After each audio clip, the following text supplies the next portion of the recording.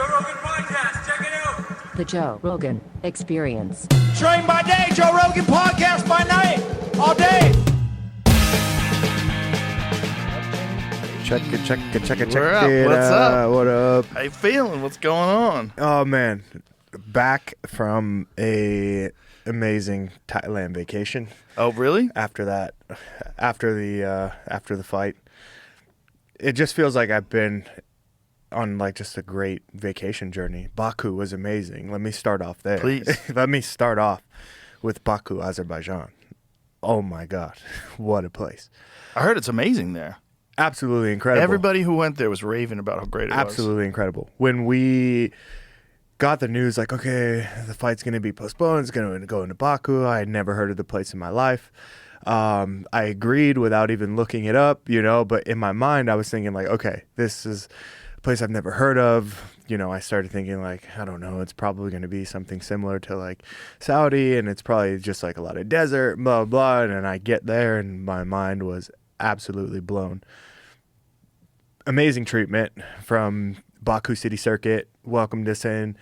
The fans were some of the best I've ever encountered, man. They were so happy to have the UFC there. Everyone in the streets, like people who weren't even fight fans, were just excited that the UFC was in Baku. So like that added to the experience. And then it's just beautiful, man. Like, what is it like? What does it look like? So where we were, Is it right there? so that's Oldtown. So I did a tour through there. Whoa. How old is Oldtown? I forgot, but I know that 4,000 people still live in Oldtown. There's boutique hotels in there.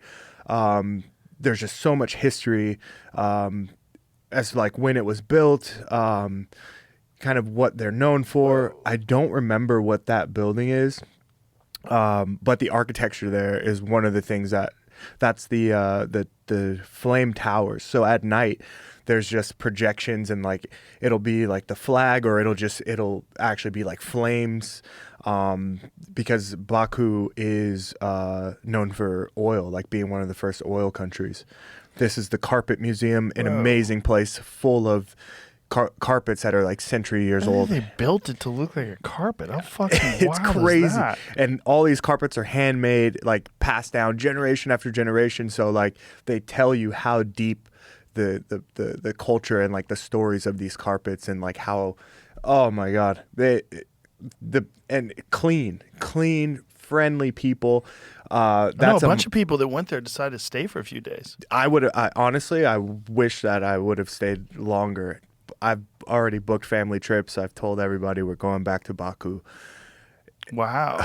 Man, Cool. That's just awesome. thinking about it, I'm like, dude, this is a place that I want to visit for the rest of my life. I want to just keep going back to Baku, man. That's dope. Yeah. So, And obviously you had an amazing result there too.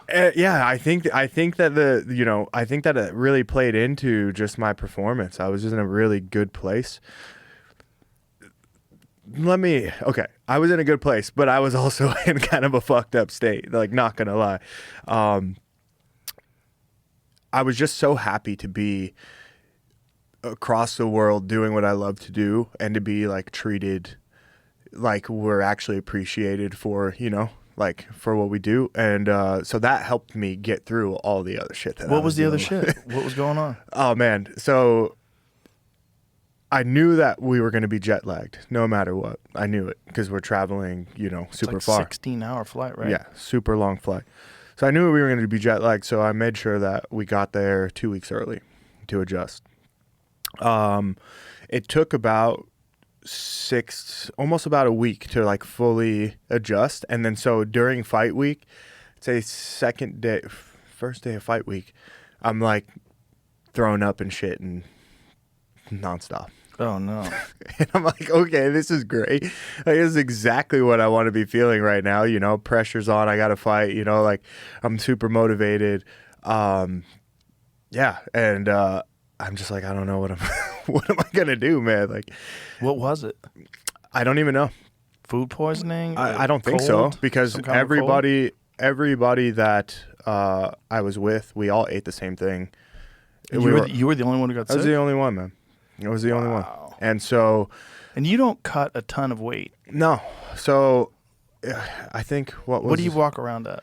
Right now, I'm in vacation mode. I'm, 228, 230, something That's around still there. compared to guys I don't get over 230. like Pereira. Yeah. He cuts a ton. Yeah. If I just do not let myself get over 230. That's just like that's my oath to myself. And then in camp, what do you get down to?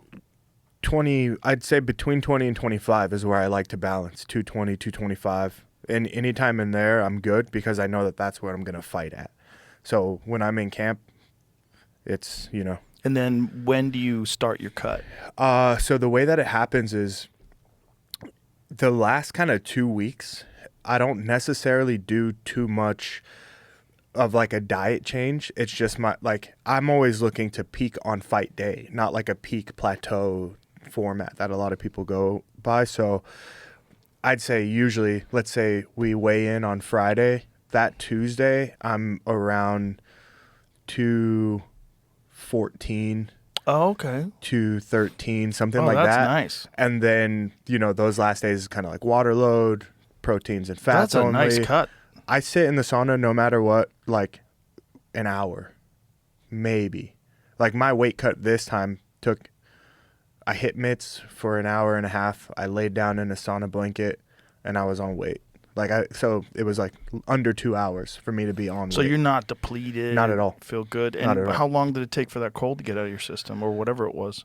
I still felt it. I still felt it a bit on fight day, but there was nothing that was going to, like my mind for like through this camp, through this fight, man, like I'm so happy for everything that I went through, honestly. Like there was nothing that was going to take away like my shine or my joy or my feeling of like being ready, being prepared. It was a battle with my mind, and every day I had to make a choice to like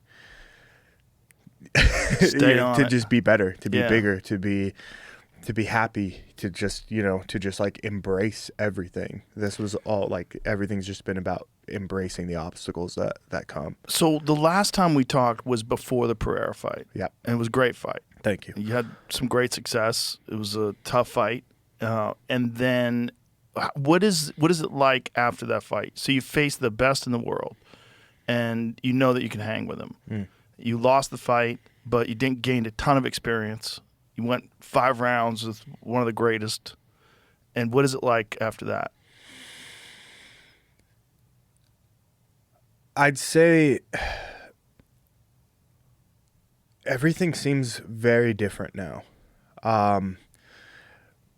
I have been, since the Pereira fight, I've been to, I'd say, more than 6 countries. And there's fans there. Everyone like knows who I am now. And that is something that was a shock to me. Especially coming off a loss and just knowing that like I gave my all in that fight, and that's I guess what the people wanted from me, to get that type of like acknowledgement, because I'd been in the UFC for so long. But that fight, I guess, really showed people like who I am, and I got to show the world who I am, and against a guy like Alex. So now I feel like I've at least kind of made my mark and been like, hey, I'm here, Right. And so people are now like, okay, Khalil, I know who this guy is. You can say the name, and now people kind of, they're familiar with who I am now. But the other thing that it showed me was that I now know who I am and what I'm capable of. I spent majority of that fight just soaking in the moment and just like, oh, I'm here. I was excited to be there.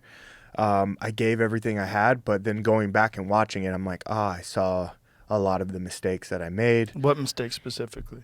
The number one mistake that I think was made in that fight is that it was my first 5-rounder.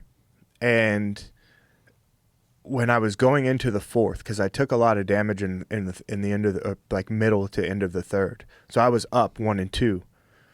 The beginning of 3, I was starting to kind of he started to kind of take over halfway through the round. And once he started hitting me, I was like, oh shit, he's established his range, and now I'm feeling it. So it wasn't necessarily like a cardio thing. It was just like I started taking damage, and everybody knows this guy hits hard. So I was taking the damage. I was rocked. I was dizzy going into the fourth in the break. I remember John Wood saying, all right, man, like, you're doing great. 10 more minutes. Like, you can do anything 10 minutes. Just stick in there. We got this. And because I wasn't familiar with the 5 rounds, I took 10 minutes as sellout. So in the fourth round, I came out like ready to, I wasn't thinking with the mindset of like, I'm up 2. He just took the third. Fourth round, I need to maybe relax, maybe Pace not, yourself with the fifth. not get hit, Right. Whatever. Fourth round, I came out, I bit down, and I went to war. I think that's what lost me the fight, for me personally. So you made a lot of adjustments in the Jamal Hill fight. 1,000%. Yeah, you could see it. You could see, first of all, what a performance. Thank you. I mean, you dominated a world champion.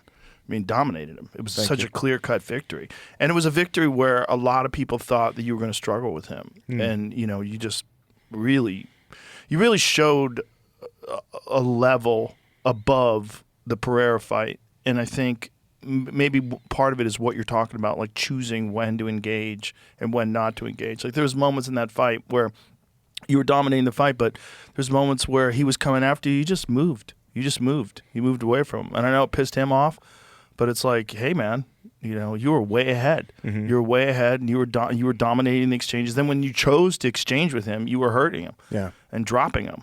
It was very impressive, man. Thank you. And that was the product of, really reviewing mistakes. And You were also doing some wild shit like standing hammer fists. Is that something you practice? Were you practicing Absolutely, that? man. That's a crazy Absolutely, move, man. We're artists, I Yeah. think that's one thing that, I try my best to always embody the artist in mixed martial arts. I think it gets lost in the growth of the sport of MMA, But, from the past conversations we have and you understanding kind of how I was before, like, man, I need some type of outlet for creativity, Right. And that's what it is, standing hammer fist. I mean, my mind, my essence is art. So I'm like, how can I, paint this picture of like expression of combat? You know what I mean? Like, there's so many different, we got Silat, we got Krav Maga, we got all these things. And it's like, let me paint, like, what can I use to, to That's a bold thing to do, to use something very creative like that on a world champion, too. Jamal Hill's a dangerous guy. Yeah, he's dangerous, man. You hit him with standing hammer fist. Yeah, I'm dangerous too. Like I try to. sure. Yeah, I try to like. I always try to insert myself into these things too, because I Sure. think about it. Yeah, Alex, fucking hard hitter, dangerous guy, and I have to like, yeah, so am I. Let's do it. Alex or Jamal, same thing. Like, I know he's got one punch power. All these things. I'm like, let me insert myself. Let me take some chances. Let me be bold. I think. That's I the think fun there's an part in it. advantage that you have also as a lighter guy in that division, is that you move quicker. And that was kind of evident in that fight. That you're like, there's a range of light heavyweights, and you're on the smaller range. Yeah. Like, there's a lot of guys like Drickus, who's bigger than you, Yeah. who's the middleweight champion. Yeah. He's fucking huge, man. Yeah.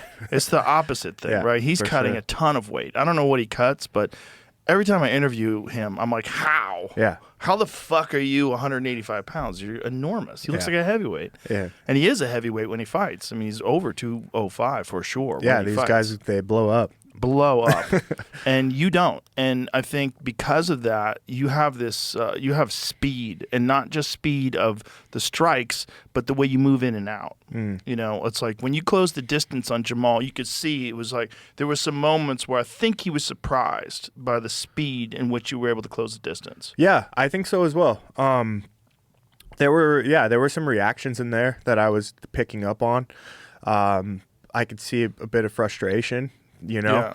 I feel like I was able to read a lot of the things before they would come.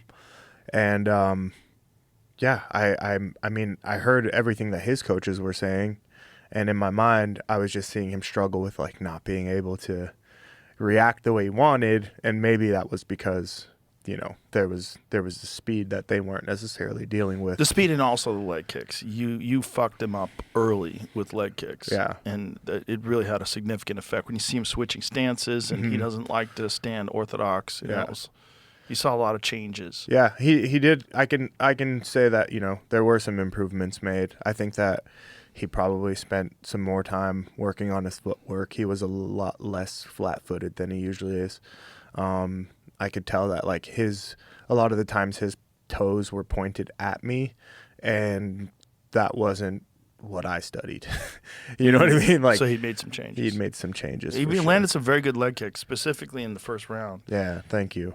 I always do my best to try to channel my Muay Thai and you know what do. I mean? You're like one of the few. Like I remember we talked about that about the Eric Anders fight. Like when you came back from Thailand the first time, you were fighting like a Thai. And me and DC were having a blast with it. We're like, look at this, like light on the front foot. It was a like totally different approach. Yeah. But he landed some very good leg kicks in the first round too. It was a good exchange, but yours were doing a lot more damage. Yeah, he started off with the leg kicks. Like I think he threw maybe 3 or 4 calf kicks before I actually started answering back.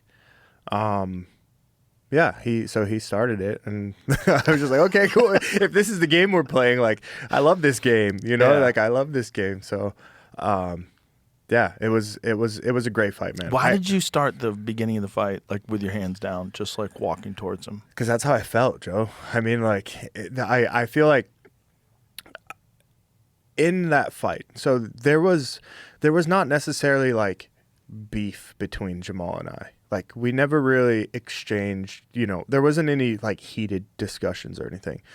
But we all have phones, we all have social media, we all, I get Google alerts and stuff anytime I'm mentioned, and so like I've seen things that were said and I'm just like, okay, whatever. I don't agree with it, and I don't, whatever. If this guy looks at me as however, that's just his opinion.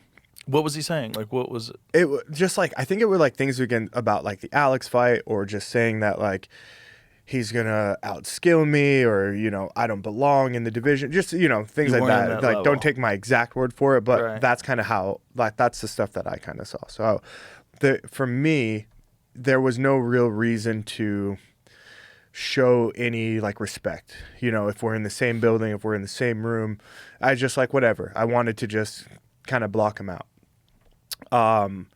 And then during the weigh-ins, so I had a press conference, and they were saying like, hey, in the Alex fight, there was a lot of blood, you got cut up, da da da da. Can we expect the same thing from you in this fight? And I said, no, there's not going to be any blood on my face. How you're interviewing me now is how you're going to interview me after the fight. I'm going to look the same. He didn't like that. I didn't say his name, but he didn't like that. And so at the weigh-ins, he come like, and mind you, we had 3 days before the weigh-ins, and we'd seen each other in the hotel room and blah, blah, blah, or in the hotel, There were many more opportunities for him to say what he said, but he chose to do it at the weigh-ins in front of Dana White. And I thought that was like, come on. What did he say? He said, oh, you're going to bleed. You're going to bleed. You better believe that. You're going to bleed. Like, in my face, like, oh, I'm going to make you bleed. And I was just like, okay, like, sure. Like, that was just really, like, internally, like, I'm like, okay, sure. Yeah, whatever. And why did you think that you wouldn't get cut? Like, what made you think? I knew how I've been training and what I'm prepared for, and I know the type of athlete and fighter and man that I am, and I just knew that it wasn't going to happen.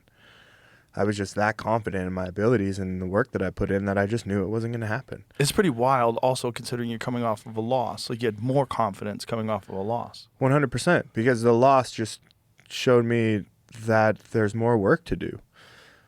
Like, people always say back to the drawing boards, and like, it was more than the drawing boards for me. It was like back to the dirt, back to the Vegas weather, back to the dying on the assault bike, back to challenging myself, back to going deeper. Who am I really? What am I really capable of? And you know, like that was it. It was just like deep internal digging to get out and to discover what I'm made of. And so in that comes confidence. In that comes like I know what I'm capable of and I know what I can do.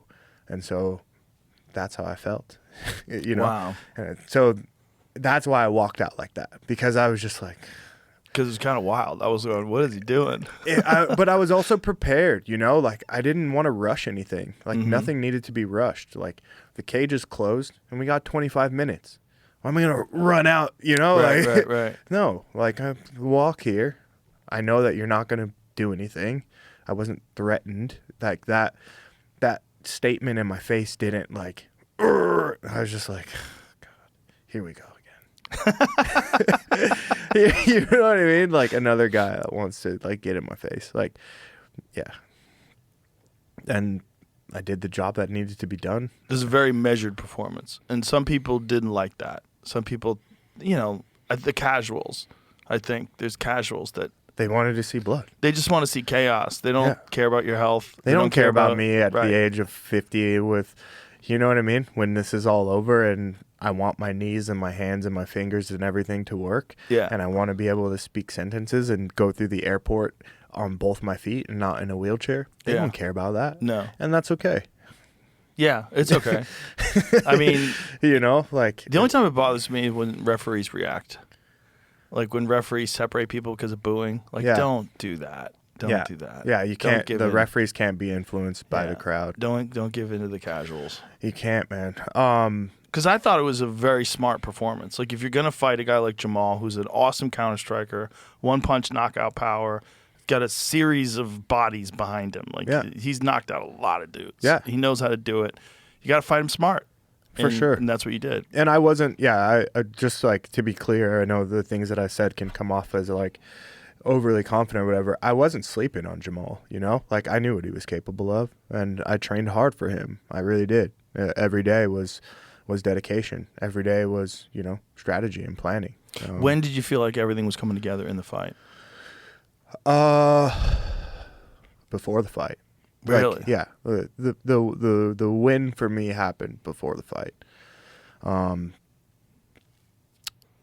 Like I said, I think with camp, the training, you know, my head trainer, like with John, with Lorenzo, Christian, just the guys who are in my circle, and the work that we do, that really helped me with, you know, a lot of confidence and a clear vision and a path to victory, and I just stuck to it.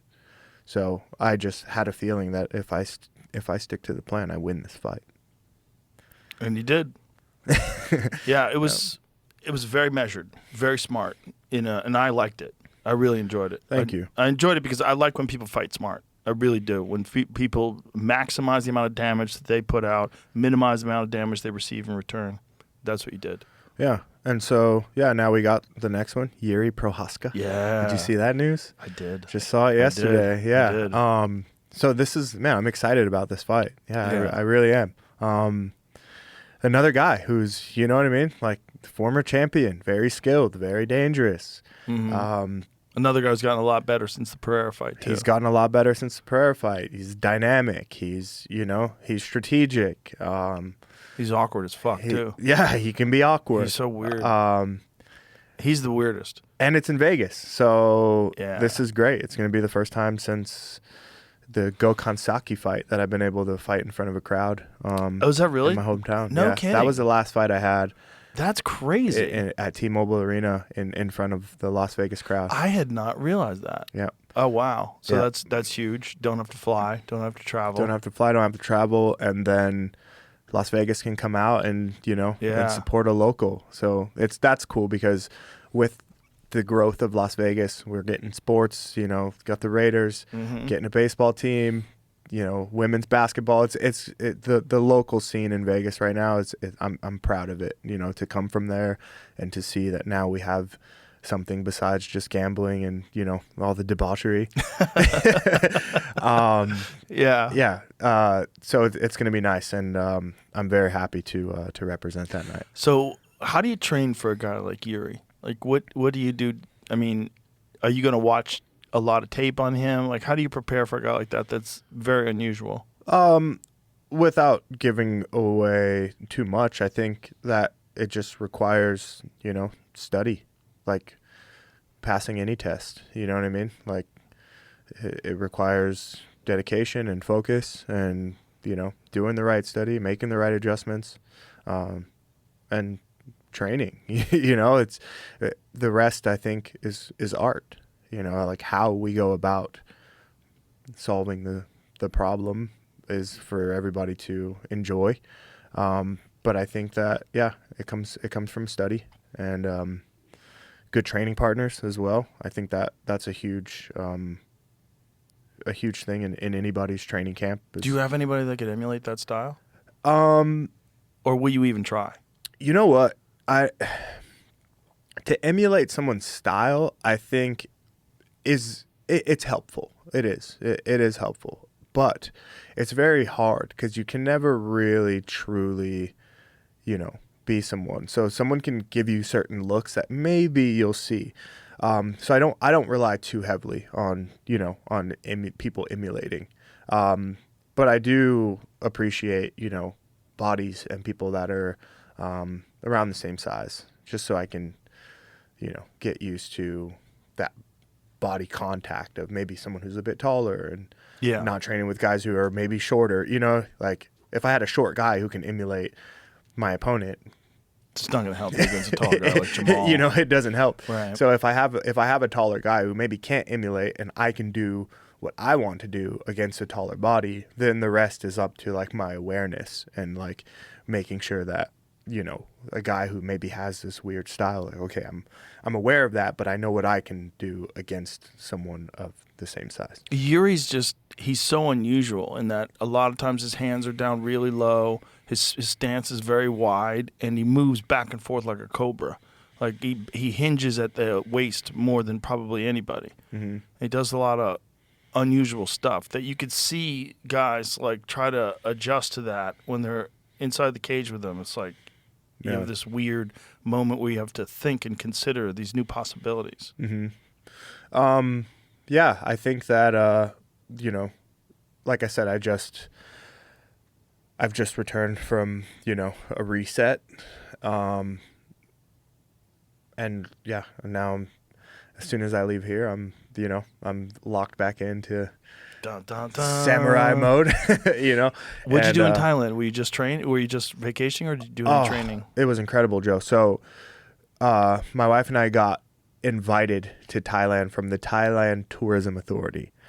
Wow. So they invited us to come. They hosted us in Bangkok. Amazing hotel, Dusit Thani Hotel. You have to go if you ever go to Bangkok. Dusit Thani. So they hosted us. They took us to like the smallest province in Thailand called Samut Songkhram. And in that province, they are known for having the best coconuts in all of Thailand. So all like coconut water, coconut sugar, all that stuff most likely comes from Samut Songkhram. Salt farm, a bee farm. What's a salt farm? Salt farm. So they made these channels that come from the nearest like body of water, and they get the salt. They extract the salt from the sea, and then they create a bunch of different things from it. Bath salts. Oh, so they do it with some kind of machinery? No, it's like there's a little bit. Yeah, it looks like this. Yeah, exactly. Huh. Oh, so they do it by hand? Yeah, they do it by hand. These people, dude, they're out there. Yeah, just this is their daily life, and so we got to hang out with these people that like live in this province. Whoa, that's how they do it? Yeah, man. I would have never known. So how are they getting salt out of the water like that? Like, what do you do to... I honestly, I was so excited to be there that I probably missed out on a lot of the details, but that's how it looked. Like there were these windmills, and I know the the water evaporates, and then there's like salt left at the bottom, and then rake it into a pile. They rake it into a pile, and then it goes through other processes. But it's really cool to just experience. Like they're very passionate about, and there's different salts from everywhere. Like that up there on the right is salt. I don't know where it came from, but that stuff that looks like dark, like cereal. Yeah, it's salt. Doesn't it's look like cereal. No, but like cornflakes, toasted something. cornflakes. That's salt. But yeah, and so they had different like salts that came from everywhere, and you can see how it forms based off of like the whatever ecosystem. Yeah, so cool. So that's Samut Sakhon. We were in Samut Songkhram, and really cool, man. So we went there. They took a bunch of, I guess, influencers from around the world and flew them into Thailand to welcome us and show us just different sides. It's not always about, the beaches in Phuket and all this stuff. Like they took us and then spread us out. So that's where we got to go. And then we went back to Bangkok and had this crazy cool gala. Bua Kao was there, like all these, movie stars and the people from just like the Thai government and stuff, just showing people pretty much like the heart of Thailand. So it was very welcoming. It was a really cool way to kind of come back and feel home again. And then I ended up staying an extra week or two.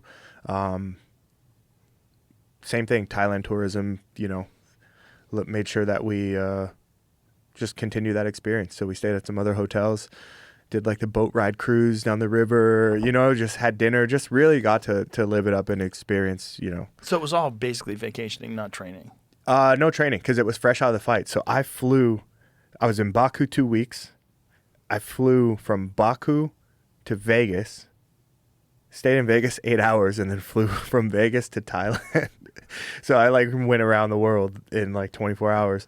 So I was fresh out the fight. So there was Would it was be no closer training. to go from Baku to Thailand? Yeah, but the trips were booked separately. So in order for that ticket to to actually work, I had to be in Vegas to fly out. But I did it. I thugged it out, and yeah, it was the best way to recover. Like this was a good recovery for me because I started the camp for Jamal in February is when I heard about it, but then it got postponed due to one of his injuries, and yeah. Wow. Yeah, and now I'm back, and when you get a big victory like that over a guy like Jamal, what does that feel like in your head when you know the work paid off? To just keep going, and to just keep digging, it's nice because I'm before when I went on that 5-fight win streak, I was coming back from Thailand and now I'm fully in this, I'm 100% in, and with that that means I'm committed to digging this tunnel. And so a win over Jamal, that tunnel isn't open yet. I got to get the belt first, but I'm digging and I saw oh, maybe I got this cool gemstone. Okay, cool. Put that in my bag. But now I'm committed. I'm still in the mine, and eyes so, on the prize. Eyes on the prize, man. Yeah. Yeah. And the prize it's very interesting now, right? Because Pereira lost to Ankalaev, and they're going to rematch on that same card. Same card. Yeah, which is going to be wild. Yeah. That's the main event. And then co-main is Marab and Corey Sandhagen, which is another awesome fight. Yeah. So it's going to be one of those cards. Yeah. I mean, It's right gonna now. be a busy night for John Wood. He's got me and Marab the same just night. those 3 fights. Yeah. That's an insane card. Obviously, if it stays together, MMA is rough with that. People get injured. Mm-hmm. But if that card stays together the way it's pieced up right now, just with those 3, I mean, whoo, what a card. This is an advertisement from BetterHelp. Stress in the workplace is becoming an issue around the world. Did you know that 60% of the global workforce has reported experiencing higher than normal levels of stress? So it's more important than ever that we learn to take some time for ourselves. Plan a nice long holiday this summer, go hiking, read a book, play video games. I found that even a few minutes of meditation can help. Another great option is therapy. Everyone can benefit from it, and it's arguably one of the better long-term solutions to stress.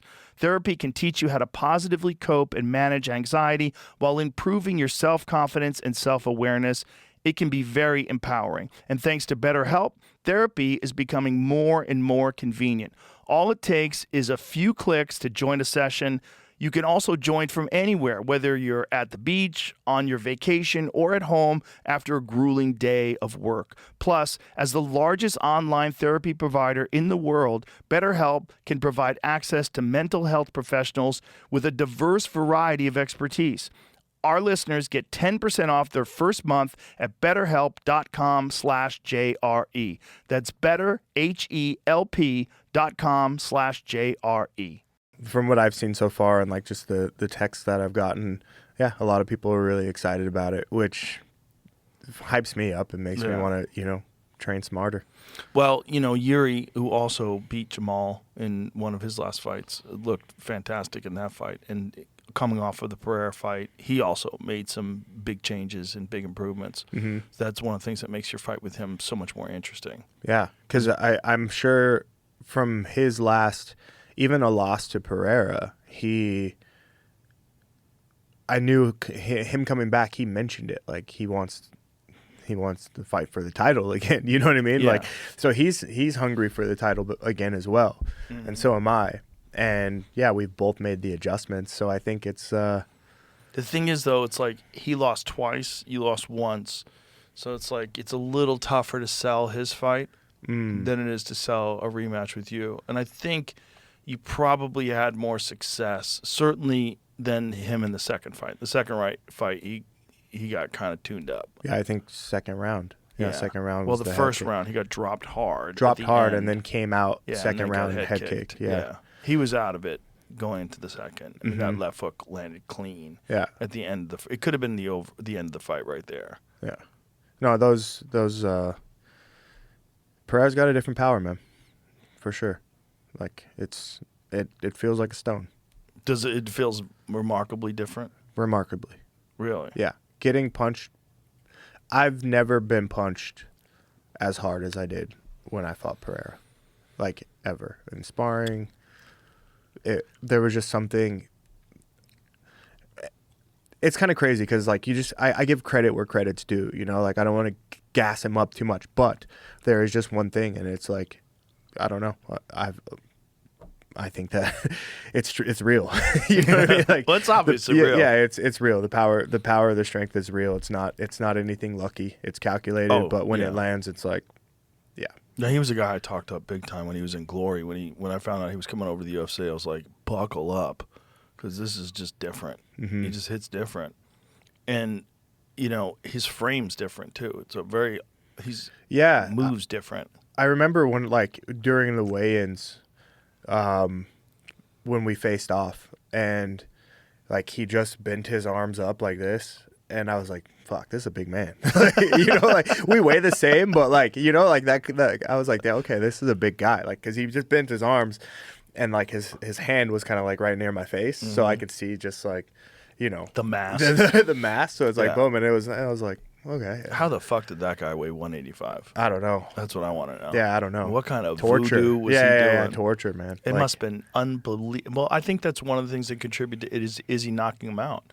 Other than the perfect punch, I mean, Izzy landed an absolutely perfect punch. Yeah.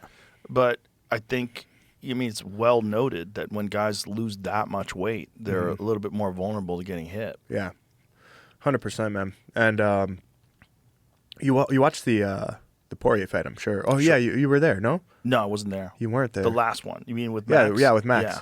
Pretty sick, man. Very good fight. I was very happy. And what a cool, like, I don't know. I like what the UFC's doing now with, like, the exits. Like Anthony Smith got a sick exit. Like, Dustin's got a sick exit. For me, I don't know. That was kind of one of the highlights of that night for me. Not only did I feel like they both put on a really good fight, I just thought, like, what a cool way to be able to just like do that much work and then like be appreciated for it, like win or lose. I think maybe the tides are changing a little bit. Maybe, In what way? What do you mean? Like, I felt like for a long time, and still to this day, it's still pretty like heavy, but to lose in MMA was almost kind of like the end of the world to the fans. Because it is in boxing. Yeah, yeah. In boxing, everybody wants to be undefeated. Yeah, like undefeated, and Yeah. like sometimes like someone can be on a tear and then they they lose, and then like you can just see the direction of the support like completely shift. Like fluke, But yeah, I think that it's when I see things like Dustin's exit and all that stuff. Granted, he did a lot in the company, and he's done a lot in his career. But to see that kind of gave me hope. Like, okay, maybe this will, give the fans a little bit of different perspective, and maybe it can start to shift towards like appreciating the fighter, man. Yeah, like appreciating the fighter for what we do. It's not the easiest job. We don't get paid the most, like a little appreciation goes a long way, win or lose, for sure. Yeah, I hope the tide is turning in that direction too. Man, people need to. It's like, again, it's casuals. It's like people love. It's one of the things that I really struggled with in the early days of commentary is that regular sports people were starting to do MMA commentary, and they were talking about fighters the same way they would talk about like a football player who drops a pass or a basketball player who misses a shot, very disrespectfully, choked. They were saying a lot of shit. I was like, hey, you don't know what the fuck you're talking about. Like, this is the wrong sport to be coming over here and talking like that. For sure, man. And the early days in particular, there was a lot of that. There was a lot of people that they wanted to get credit for their work by just being that arrogant. There's like a bunch of those people in the sports world that are just like insulting. And then, there's a long history of athletes meeting those people and fucking them up and slapping them. And it's 'cause it's super disrespectful. And I don't know why. But there's like a culture, particularly in America, that embraces that and that likes that, because that's the kind of talk that like dum-dums have when they're on the job. And like, did you see him last night? Fucking loser. Yeah. Missed that 3-pointer. You should have passed the ball. Like, shut the fuck up, man. I hate that shit. I hate that shit because I didn't do a lot of team sports. I only was involved mostly in combat sports when I was a kid. And so disrespect like that was like, God, you don't know what you're even talking about. Yeah, it's annoying, man. You don't understand what this is. These guys are risking their fucking life. It's different than everything else you watch. Yeah. You miss a basketball, you miss it going into the hoop. Okay. Yeah. Next day, you get to shoot some more basketballs and practice, and then you'll be playing in a few days, and you're back at it. Yeah. With fighting, it's your fucking soul. It's everything. 100%. Broken nose, people something. calling people bums. It's like, shut your mouth. Yeah, dude. Stop. It's super annoying. And that also brings to thought, like, I went to the ESPYs, and that was really cool. Like, first time going to the ESPYs and seeing all these other athletes, that we see on football, just on television, being in the same room, it was amazing. And I remember seeing just like the opening video, and I think there might have been maybe one clip of an MMA fight, but I'm listening to all the like awards given out and best play and all this stuff, and I was just thinking, man, like, I know MMA is new, and I'm obviously it's growing because we're here, and they got John Jones in the crowd, and they got Marab here, so it's growing. They're starting to acknowledge us, but like, I can't wait until the day where like there's more fights on in the ESPYs. Yeah, like, we're doing great things. You know what I mean? I feel like it's the most exciting sport on earth. It's so exciting, man. By far. And even like I had, pro hockey players, all these guys coming up like, oh man, I watch your fight. So like even the athletes that are playing the NFL, and NHL, and MLB, all these things, they're even watching what we're doing. Oh yeah, so for sure. I think it's I'm excited for the growth of the sport as well, and I, hopefully the next generation or even sooner will be able to know what it's like to be an MMA fighter and still get like an ESPY award. I wonder what's going to happen if the UFC doesn't renew the ESPN contract, because there's this negotiation thing that's going on right now, and I don't know where they're going to land. There's talk of Netflix, there's talk of other networks, there's a bunch of different talk. And one of the things that we benefit from is ESPN not just as the host of the fights, but also covering the fights. All the additional coverage, all the Sports Center talk, all the different shows that they have on ESPN Plus, the post-fight shows. Yeah. Those are all huge. Yeah. You know, the breakdown. People love that shit. No, they do. They love the pre-fight breakdowns. Pre-fight breakdowns. Alan Joban, Karen Bryant. Yeah. I think it's great. Rashad Evans. Yeah, it's gotta stick around, man. Like I hope so. I love ESPN, and I love that. I like getting it that way off the app. It's easy, you know. And I think it helps us too. I mean, it definitely helped the sport grow, right? And 100%. I think that I think it helped us as fighters gain those fans who are, you know, football fans. Oh, yeah. People who just have ESPN on all day. Yep. You know what I mean? Yep. Or in a PT clinic, it's just like, okay, yep. ESPN's on, you know, and to be able to, to be shown through that, I think it's been really helpful to us. And the thing is, it's like you can get converted to a fan with one fight. Mm-hmm. All you need is one undercard banger. Yeah. One undercard banger, you're like, oh shit. I mean, that was me with the Alex fight. It was honestly, dude, like these people came out of nowhere. Like one fight changed my life. Wow. Like one fight changed my life, dude. It's well, you dropped him. You had great moments in that fight. Yeah. You know? Dude, off topic. What's it like to be Joe Rogan these days? What do you mean? What's it like? I'm here. Welcome to the Khalil Rountree experience. Today's guest, we have Joe Rogan joining us. Joe, how you doing, man? It's pretty much the same for me. Really? Get to sit down, talk to cool people. Yeah. And I live my life pretty insulated. That's So good. I don't deal with all the hoopla and chitter chatter. Yeah. I just keep it moving. Okay. That's the way to stay sane. You gotta just keep it moving. Yeah. My day is basically the same every day. Get up early, write, shoot arrows, get in the cold plunge, lift weights, work out, do what I gotta do. Come here. Okay. It's the same. And then I go to the club, tell jokes, go home, go to bed, rinse, wash, repeat.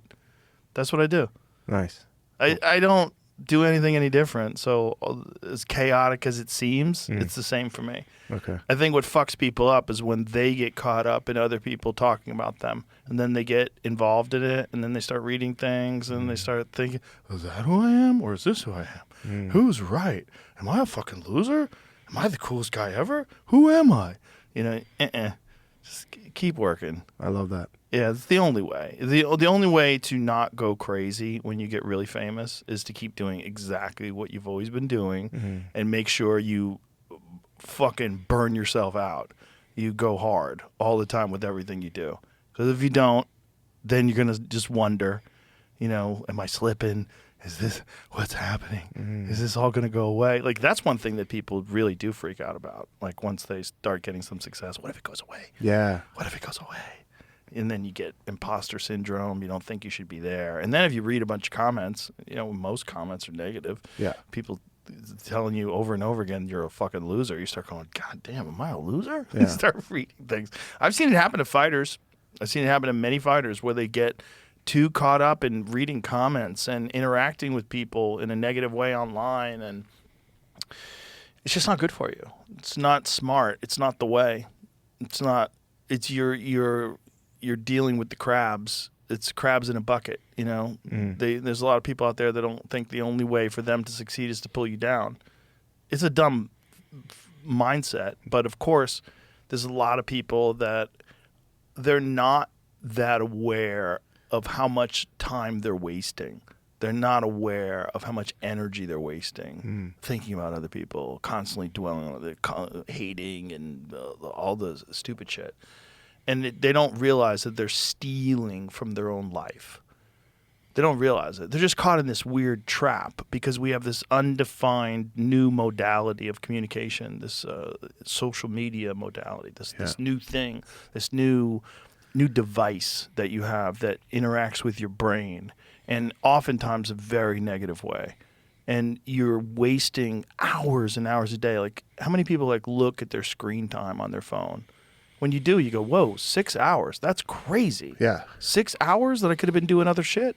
Obviously, it's like 10 minutes here, 5 minutes there, but it fucking adds up, man. It adds It's like a work up. shift. Yeah. Yeah, and it's really time.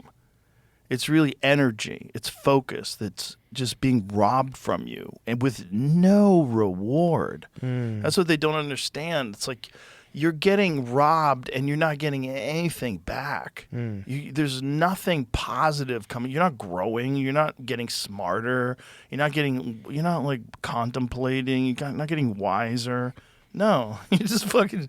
You're just. Yeah, just being like taken out of you. Yeah. I guess. Yeah. Wow, dude, that's great, and it's a good reminder and refreshment for me to hear you say that, because how do I put it? Like, let's say if I get asked a question like, "How's Joe Rogan? Oh, you've been on Joe Rogan podcast, but like, how is you?" And I'm always like, "Joe's great." Like, tell me about him. Is he this? Is he that? I'm like, dude, I say this. I can tell you here. I'll just give you like 4 things. Every time we talk, it's fucking good. We hang out. We talk. I feel like he likes me. I like him. It's always a great time. 2, there's a lot of books when I walk in there. There's a bunch of books, all types of different books. I think Joe's a curious guy. I think he's a smart guy. He's well read. There's a lot of cool things. And it's always just based around like, yeah, when I think of you, I think just genuine dude, good vibes. I feel the same way about you. You know, and it's always fun to just come here and just like chop it up with you. That's why I guess I just needed that own, like, I just wanted that for myself to just be like, Joe, what's up? How you doing? And you tell me like, cool, I'm doing the same thing. I wake up, I go to the gym, I shoot my bows, I go to the club. Like that, to me, to know that just personally without being one of those people that are just like sucked into my phone or whatever, to just hear it come from your mouth face to face, that's what you're up to, that makes me feel I think it's the great. only way to live. Yeah. I think I've been sucked into my phone before, for sure. But now, for the most part, if I spend time on my phone at all, it's watching things. I watch like YouTube videos. But it's always stuff on like, it's either watching MMA, Muay Thai, kickboxing, boxing, or watching like YouTube videos on ancient history, the interesting things. Yeah. So I'm not interacting with opinions and people. Yeah, and all that stuff. Yeah. The stuff that'll piss you off. Yeah. And take from you. Do you ever watch like fighters' YouTube channels? Oh yeah, for sure. Yeah. Have you seen mine? I have seen yours. Oh, okay, yeah. cool. You Yeah. like it? Yeah, it's great. Okay. It kind of inspired by you a little bit. I remember you saying in the past, like, oh, you should start a podcast. I was like, maybe not yet, but how about a YouTube channel? So, People love behind the scenes stuff. They really do. They love to see people training in particular. Yeah. You know, I spent a lot of time watching Usyk training before this last Dubois fight. Yeah. Was it crazy? I saw something the other day. It was like Usyk swimming 5 hours. I was like, oh my God. He's an animal, man. Yeah. I mean, he's so fucking good. He's so good. I mean, you think about what that guy has done. He beat AJ twice. He beat Tyson Fury twice. And now he beat Dubois twice. That's crazy. No, it's incredible. Those are 2 of the best, like, of this era. I think he's one of the best of all time. I really do. I think he's one of the best heavyweights of all time. And his movement is so different. One of the things that was interesting, where they were talking about the fight, and AJ Tony Bellows was talking about when he fought him, and AJ was saying that when he fought him, it was the most exhausted he's ever been, because he's always moving. There's no rest with him. No rest. There's no like time constant. yeah. There's constant twitching. Under fire the whole time. You're constantly thinking, when is this coming? There's no silent agreements. There's no relaxation. There's no rounds off. Yeah. Everything is, he's putting it on you and moving constantly. Like I always say, he's like a giant Lomachenko. Got And it. they were both trained by the same guy. Oh, were they? Yeah, Lomachenko's father trained Usyk as well. Ah. Yeah. So there's something. Yeah, there's something. Obviously, gravity keeps him from moving the way Lomachenko does, because Lomachenko's so small. Yeah. He can like dance around you. For sure. In footwork, just majestic footwork. But Usyk's footwork is like, there's a bunch of breakdowns of the final combination that he hit Daniel with, and he steps off to the side and lands that fucking left hook from hell. God, it was good. You could see Daniel was already tired. You could see it. It's Yeah. it's just dealing There's with got to that be movement. something like, Lomachenko's dad, like some type of philosophy or something. You know what I mean? Like these guys just kind of tap into, because like to be a big guy, yeah, there's footwork and all that stuff. But I think, man, shout out to the coach, like to the dad. It's skill, man. Yeah. It's a skillful type of boxing. It's like there's guys that are like heavy bangers and they rely on that, and there's guys that have good defense and they rely on that. But his thing is like this constant movement and constant feints and jabs, and it's all with a purpose. Everything is like setting you up. Everything is reading what your reaction to this is and anticipating what your reaction to that is. When's that right hand coming? Duck under counter. It's like constant. The jab was going in an upward direction sometimes. He was catching Daniel with this like upward jab. Here's a breakdown. Yeah, I've only seen highlights. I'd actually didn't His get to fucking watch. movement, man. It's so good, man. It's so good, the movement. Do you know Boom. what's his age? Damn. He's 38, Bang. man. Oh my God, yeah, that was a solid he's left. old. He's old for a boxer, and the fact that he was a cruiserweight champion too. And that was the first drop. But here's the big one: the left hook that he knocks him out with was extraordinary, man. What are they showing here? Okay, the counters. Oof. This video is just about his weight transferring. Yeah. forward No, stuff. it's amazing. I mean, he's one of the most skillful heavyweights of all time. I think you have to go back to Cassius Clay. Yeah. Like before they took his title away, before they made him sit out for 3 years. Look, there's the final left hook. Oh, my goodness. Look at this counter. Steps off to the left and then full weight into it. Really long, like you can tell that weight Yeah. transfer was everything. It's just constant footwork and movement. And a lot of his training is that. You can see it. He's never stationary. Exactly. Like his feet are never in one place. They're constantly moving. Well, there's a lot of Russian fighters who fight that way, and obviously he's from Ukraine, but, Bivol fights that way. But there's a lot of these Eastern Bloc fighters that have this movement style. Like there's a constant like movement style, and it's like there's a lot of value in that, man. Like when you see flat-footed guys and you see guys who fight like that, you go, man, there's something in that. Like that's extraordinary. Yeah. Flat-footed guys, I feel like a lot of them, that's where they generate their power, right? Sure. Kind of like relying on that. Like a Deontay Wilder, like Sure. Yeah. if his feet are planted and you're up against the ropes, like bye-bye. Yeah. Like or don't George Foreman in his day. Oh, man. Yeah, it's heavy plodding, like moving forward like this, covering up, but everything has just death on it. Yeah. Just looping them. But a guy like Dubois, he can do that. That's the thing. That's how he fucked up AJ. He has that crazy power.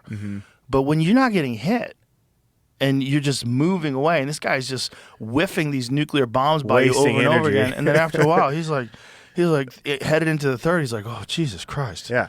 This guy is fucking not there, and I'm exhausted. And then you're dealing with him like sparks are flying every time he's hitting you, and you don't know when these punches are coming because they're coming from these weird angles, and every time you throw a punch, he's countering you, and you're nervous that which one of these is gonna like really rock me. Dude, to be in that situation like during a fight is it's the worst. I remember like feeling like that in the Alex fight. There was a few like jabs and stuff. I was obviously just dizzy and just dealing with like, okay, this guy's not slowing down and I'm hurting. Yeah, around the fourth he started getting that time. When was the fight stopped? Fourth round. It was the fourth. Fourth round, I think like probably 2.5 minutes in, something like that. He started getting that rhythm where he was like moving away from stuff and then Yeah. coming back in, Moving in. Yeah, But it was unusual movement. obviously deceptive, but like my eye was shut. I thought I was blind in my eye, but I was like, okay, whatever. This is just I don't know what was going on with me in that fight. I was so excited to be there, and That's so great. You know what I mean, like, even in the fight, like not being able to see out of my right eye at all, like not blurred vision. It was just like all I saw was just white light. Like Wow. that's all I saw. And in that moment, I was like, oh, I'm blind. Fuck it. Wow. Yeah, like literally. So I don't know what it was. Like maybe all I know is I just saw a light coming in. Couldn't see shadows. When did anything. that start happening? That was sometime in the fourth round. So you got hit with something. I got hit something, maybe like a jab, boom, and I just remember like my eye wasn't closed all the way yet, but like all I could see was just white light, and I was like, oh shit, I think I went blind, but whatever, like let's go, like like internally, like it was such this like light, positive voice going on the whole time in that fight. How do you think you developed that?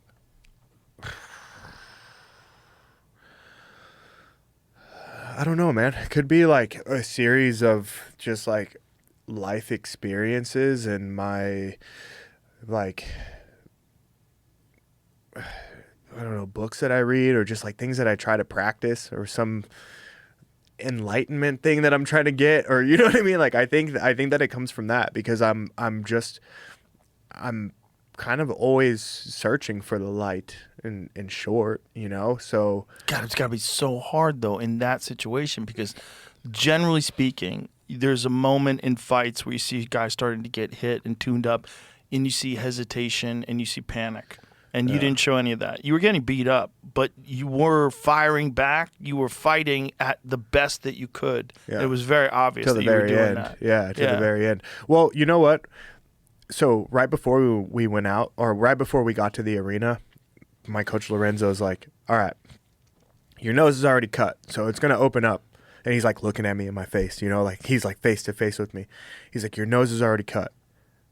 Accept it. It's going to open up. First time you get hit, it's going to open up. All right, that's out of the way. He's like, now expect that you're going to get the shit beat out of you. You're going to go to bloody fucking war. He's like, you might break a hand, you might break a leg, you might get your jaw broken, but you don't give up. You keep going. We fucking come out of this fight victorious. And he's like, you hear me? And I'm like, yeah.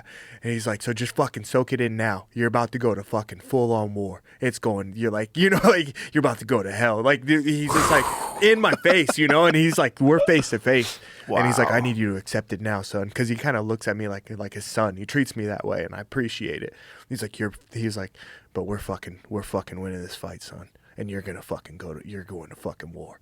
And I was just swallowed that, walked into the arena just kind of accepting it already. You know what I mean? Like I wasn't like, I was just like, okay. Like Lorenzo said it. All right, this is what it is. This is what it is. And so like in the locker room, in my warm-ups and everything, I think subconsciously I'm just like already programming myself for the worst of the worst. You're already there. But not in a way to where I'm like, oh, I'm going to lose this fight. Right. Like, I'm like expanding, Wow. Just like internally, like, okay, fuck, I'm ready for this. All right. Boom. All right. My fucking hands are going to get broken. My face is going to get split up. All right. And every fight's not like this. Like, not every opponent, we have this same, you know what I mean? This same thing. Because the strategy is always different for everybody, but he just had a feeling that this is the type of fight it was going to be. So when it got down to that point, I think I had already accepted it. So the only thing I could do was just enjoy it, because I was like, that's such a crazy thing to say. I knew it was going to happen. Like I just knew it. So yeah, if I remember, dude, like the third round, fourth round, something in there, I'm just like, thank you. Like, this is cool. Wow. I'm fighting in 5 rounds. Fighting for the world title. See the crowd. I'm like, oh my God. Eyes closed. Boom. I think I'm blind. I'm like, fuck. Oh shit. They're like, he's not going back. And then like, even to the last, I'm like swinging. I can't see. Boom. Body shot hurts. I'm like, backing up a bit. But like, I just remember like the whole time, this very like positive feeling, man. It was like. And that's why, like, those shorts are framed in, like, I got the shorts framed, never washed them, blood still on them, gloves, never wiped them off, and I just put it in a shadow box. It's on my wall, like, that for me is just, it was just a pivotal moment for me, just in my life as a person, as a human, just, yeah.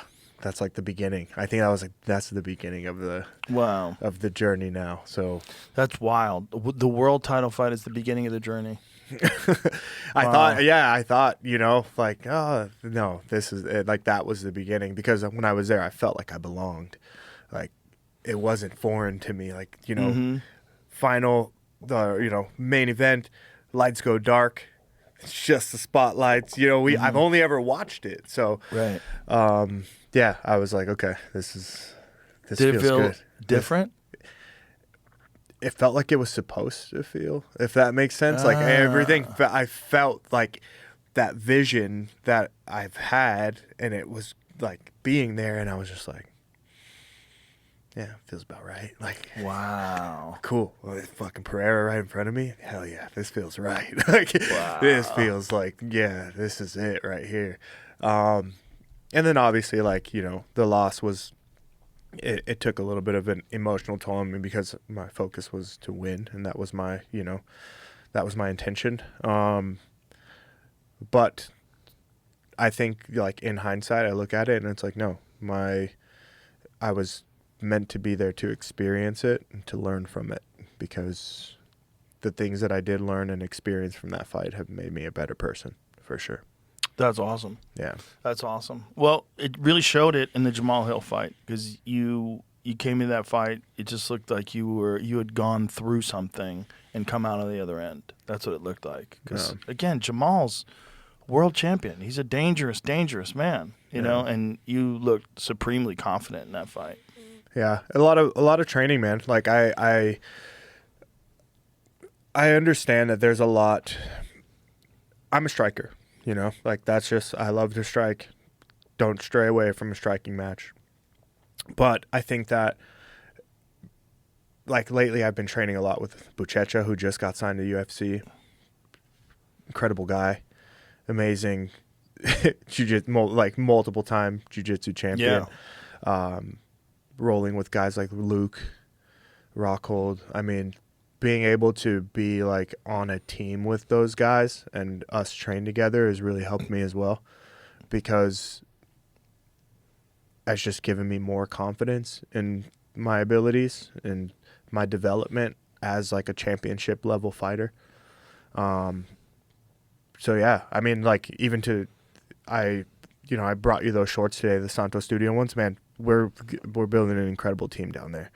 I think it's like the first time. Are you familiar with what we're doing at all? Okay, No. So like over at Santo Studio, Newport Beach, we've got Santo Studio, we've got Jackson. Jackson's like men's jewelry, men's jewelry. But there's also like Jackson Media House, and over there we're trying to include all MMA fighters, extreme sports athletes, like give them like a platform to showcase, you know, their talents and build themselves. But Santo Studio, the clothing brand, we have the sickest team. So we've got like Buchecha, we've got Arman, we've got, I mean, Dillashaw's behind it, we got Rockhold, man, the list goes on. Gabriel Silva, Anderson Silva's son, on just like the fighting side. But then it's like Paul Rodriguez, skateboarder, Nigel Houston, Ryan Sheckler, and then we got motocross riders like Jet and Hunter Lawrence, and like, so there's all these kind of like extreme sports athletes under one umbrella, but like in one place in Newport Beach, and we all support each other under like the same type of brand. And what is your role in this? Ambassador, fucking. I was a part of the vision before there was like the first T-shirt ever printed. Like Bear and I had a conversation. He's like, "Hey, I got this vision," and I'm like, "Dude, I'm behind you." Like, I love how this sounds. It's right up my alley. Sounds creative. There's clothes involved. There's training involved. So he's gone to just build this. We got the Santo Performance Studio, huge gym, jiu-jitsu mats, weightlifting, but also like shopping. Dude, it's unheard of, but it's so cool, and like it's put us all in the same place to be able to like train with each other, collaborate with each other. Like if it wasn't for Santo, I would have never been able to train with guys like Buchecha and Bernardo and Leo Vera, you know, the Checkmat guys. So like now there's a partnership with Checkmat, which makes me like have access to training with these guys. It's I would have never been able to, you know what I mean, have that same like connection. So we're just doing everything we can to just, you know, like support each other within this like MMA community, help each other grow, and just like expand, and also include the community within right now Newport Beach. But I mean, I'm sure that the vision is bigger than just that. So this is something also that you can do once you retire. I would love to. Yeah. I mean, right now, like, I think the understanding from Bear is that, like, I'm just focused on becoming a champion. But I'm sure he knows that, like, I'm heavily interested in, you know, doing something because I believe in the brand. So, yeah, after this, maybe there's something. But right now, you know, I have no distractions. Right. You know what I mean? Right, like, I right. have no distractions. I'm just making sure that I'm fighting and that, like, my money's in the right place and places. Do you have a time set in your head where you want to exit the game? How about this? I can say that I would like for my current contract to be my last contract. How many fights do you have in your current contract? Left 6 or 7. And that's it. That's what you'd like. In an ideal world. Or like maybe sometime down the line there's like a renegotiation and it's not for as many fights, but like I think 6 or 7 more fights would be nice and be able to like look around and say like, okay, is this enough? You know, like, Right. is this okay for me to step away from? And like, am I secure? Is my family secure? Okay, then cool. Because time waits for no man. Yeah. I don't want to be 41, 42. How old are you right now? I turned 35 in February. So you're still in your prime, Still in my prime, so they say. especially for a larger athlete. Yeah, and I don't Like have the Usyk, 38. Yeah, I don't have the wear and tear of a lot of the fighters. Like I didn't grow up wrestling and all that stuff. So 15 years into That's a any big- type of It's a big factor. sports Yeah. or athletics. Football's a big factor. Wrestling's a big factor. Knees, back, neck. Yeah. Yeah. But yeah, I mean, like by the way that things are looking, it'd be nice. Like October 4th, win over Yuri, sets me up for the title fight against. Here's an ideal situation: win over Yuri in October. Alex beats Ankalaev. Rematch for the belt against Alex sometime in the first half of next year. Right? Beat Alex in the rematch. Get the belt. I'm the champion all summer. Then somewhere in between summer and fall, there's a child that comes into play. My wife's not pregnant yet, but it'd be nice. Oh, you got this idea. It'd be nice. You know what You I got a mean? vision board, yeah, man. I gotta. That's the like.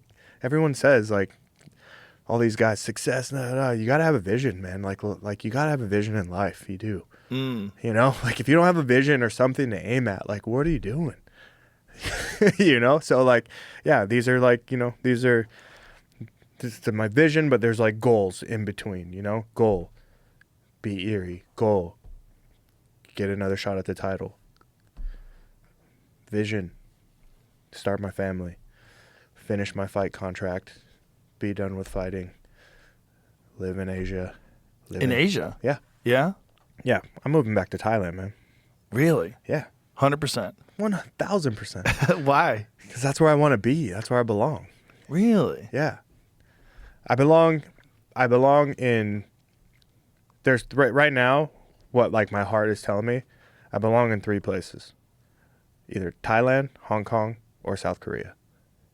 Why those places? Obviously, Thailand, you know, you had amazing experiences there. Hong Kong's amazing. I love it there. It's good. I just came back from Hong Kong as well. So in that Thailand trip, I went to Hong Kong. I love how it's set up. I love the structure of the city. I love that there's so much outdoor stuff involved. So like when I imagine the rest of my life and how I want to live that after fighting, it's like, let's say I do have my family and there's a child in play. Okay, cool. If I live in Hong Kong,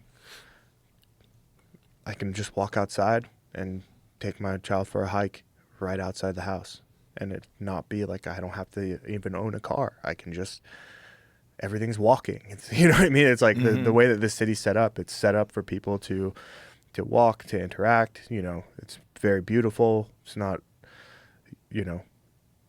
I love it. It's just, for me, when I'm there, I'm like, this makes sense. Like, especially with the vision of like who I want to be after fighting. And why South Korea?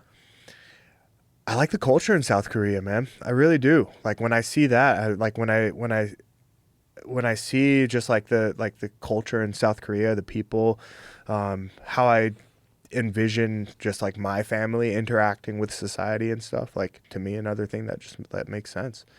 And Thailand for me is it feels like home. The language is very like easy for me to to speak and to like learn more of, and to where I could be fluent. I love the community there. I love how people live their life there. Amazing, a lot of growth happening in Thailand. It's also a lot less expensive. A lot less expensive for sure. And to be able to let's say in Thailand, I'm American, right? We're all kind of born like to live the American dream. I can live the American dream anywhere I want. But for me, if I could live the American dream in Thailand, that would be ideal. If I could live the American dream in Hong Kong, that'd be ideal. But it's a lot more expensive in Hong Kong. It's a lot more expensive in South Do you think Korea. you say this because you live in Vegas? Because Vegas is kind of a crazy place in America. Not so much. Like, I've been to many different places. I mean, I've been almost everywhere in the States when I was on tour, and Austin's nice. Do I want to live in Austin? No. California? Absolutely not. New York? Absolutely not. Florida? Don't like it. Shout out to my Florida fans. Like, I love you guys. I'm not saying anything against. Don't hate me if I don't give you a place. If you, whatever. But there's nowhere else in the world that I feel the way that I feel when I'm there. That's interesting. Yeah. Has that always been the case, or is it just like, does it represent something to you in terms of like personal growth or a vibe, the relaxing vibe of it? Because it's not so much like when I'm there I'm relaxing. You know what I mean? Like, it's very busy. Like, there's a lot going on, but I realize how I feel inside, and how I'm interacting with people who I don't even know on a daily basis. And when I think about like, I'm constantly thinking about like my future or my vision, And when I think about my vision, my future and my vision, there's a child involved. And I try to think about like, okay, as a dad, how do I want to operate with the child? Or like, how do I want, our child to experience life? And there's just, a lot of different questions and visions that come. And the way that I've seen it, or like the way that I envision it, it's kind of like, it makes more sense that way. Like, if I could, let's say, take away some of the like stress of raising a child from my wife by like, let's say, hiring help, or,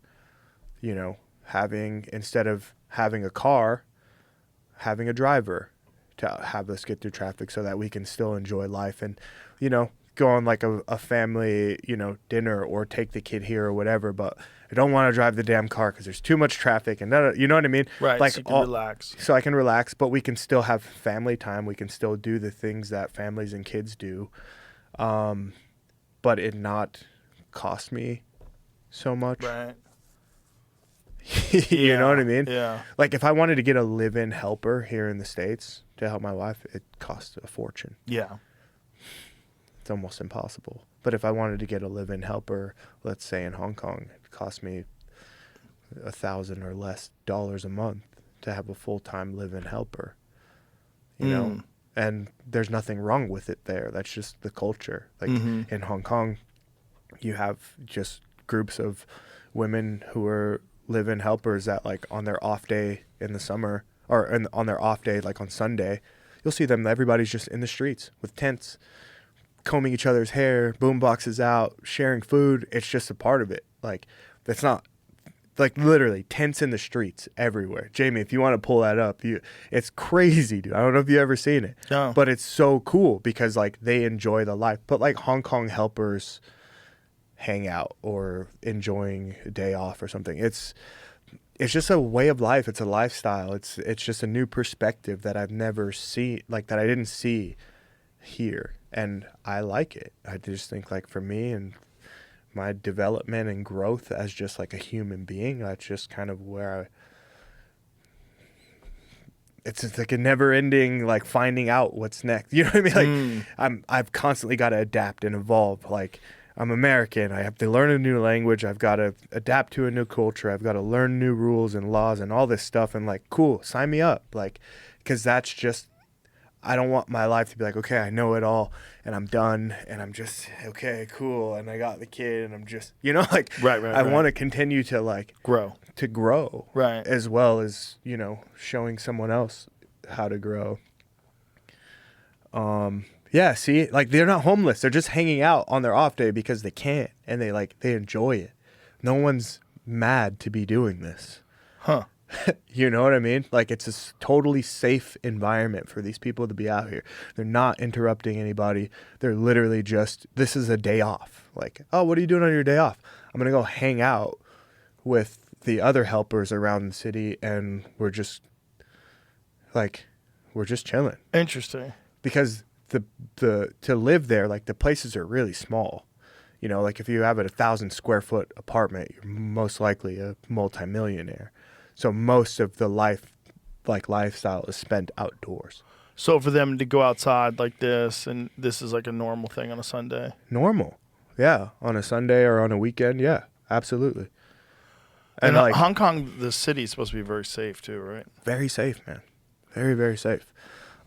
Very safe, very clean. Like, when I think about the stuff that I had to go through as a kid and just, like, the dangers and, you know, Right. I'm like, how about, like, my kid doesn't necessarily have to be worried about certain things, or, you know what I mean, being worried about, like, getting shot at school, or, like, just different things. It's just kind of like, what can I take off? Like, what mental load can I take off my offspring in the beginning? I can take on whatever. I'm a grown adult, like, whatever. But what do you think you're going to be doing with your time other than that when you're done fighting?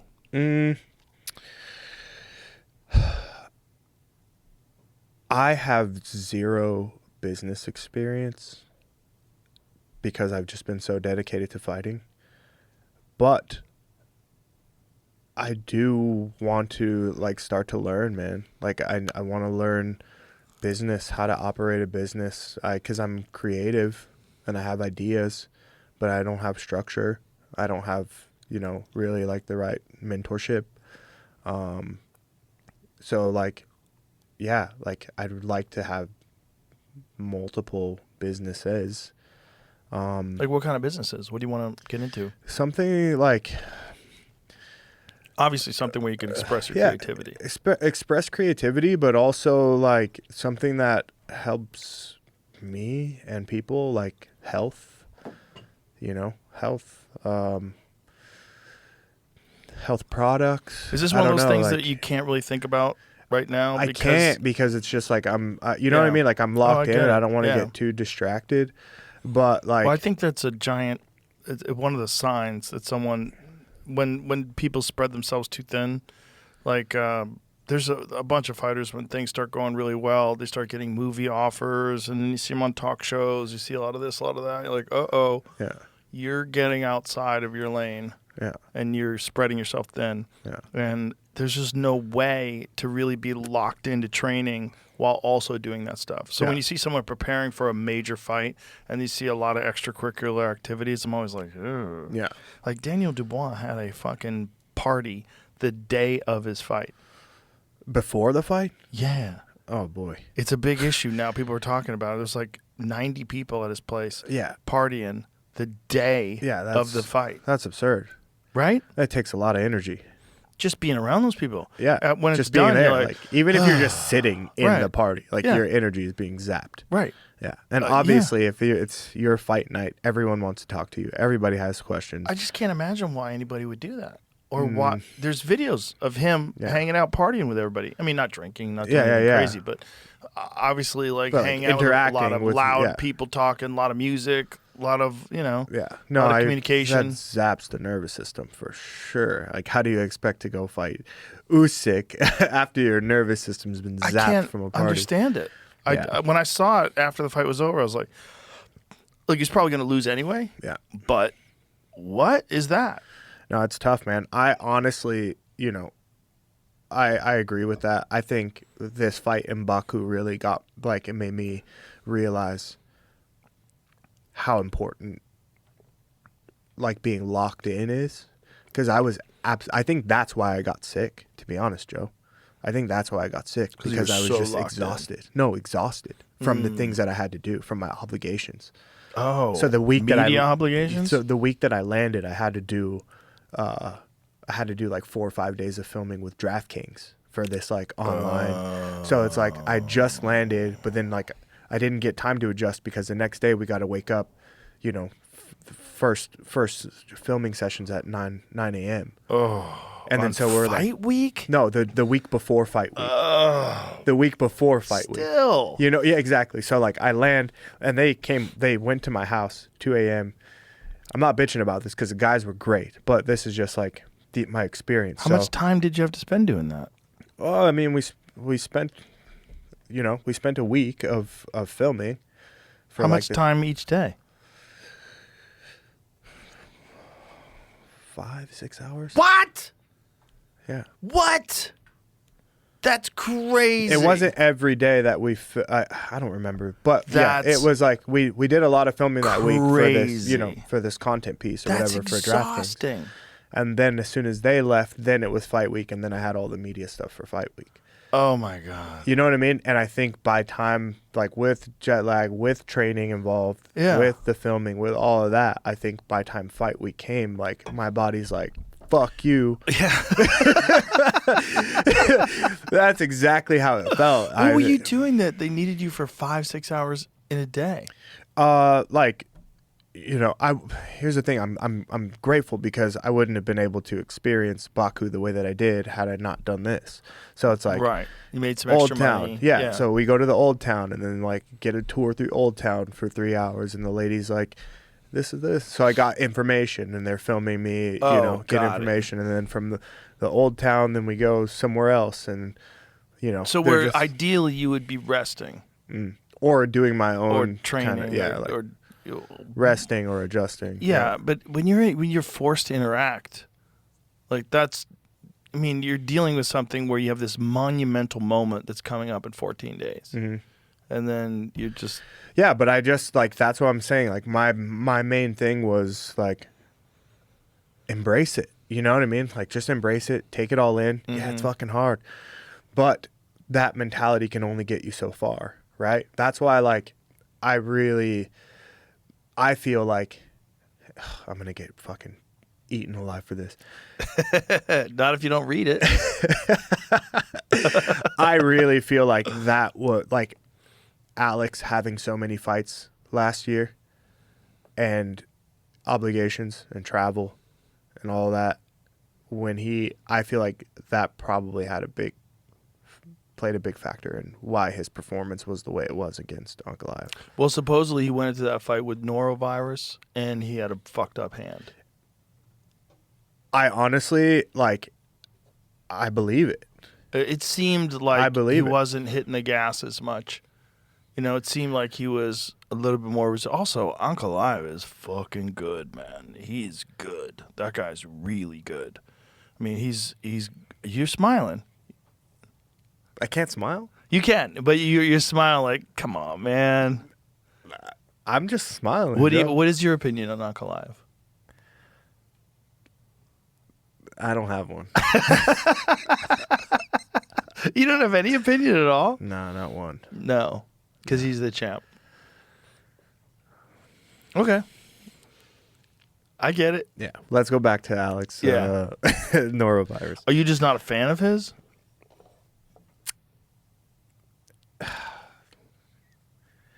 I can say confidently, am I a fan? Absolutely not.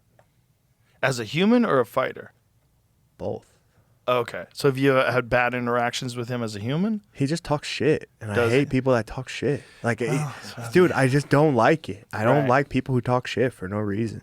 If I didn't say anything to you, if I've never fucking mentioned your name, then why are you talking shit to me or about me or disrespecting me? Well, people talk shit because he gets some attention. And I think with a Exactly. guy like Ankalaev, there was a long period in his career where he didn't talk shit, and he wasn't getting a lot of attention. Yeah. I mean, look, he had that fight with Jan Blachowicz, Yep. where it was for the title. It went to a draw. No one gets the title. It was a crazy experience, right? Mm-hmm. And a very good fight. Yeah. And people were mad at him. And he had to sit on the shelf for a while. It was kind of fucked up. So that makes him talk shit about me? I think he talks shit about everybody because you realize, look, this is what happened to Colby Covington. This is like, there's a thing that happens. Like, if you talk shit, you will get more eyes, more attention, more money, and you'll get fights. And if you do not talk shit, there's a possibility that you'll be cut.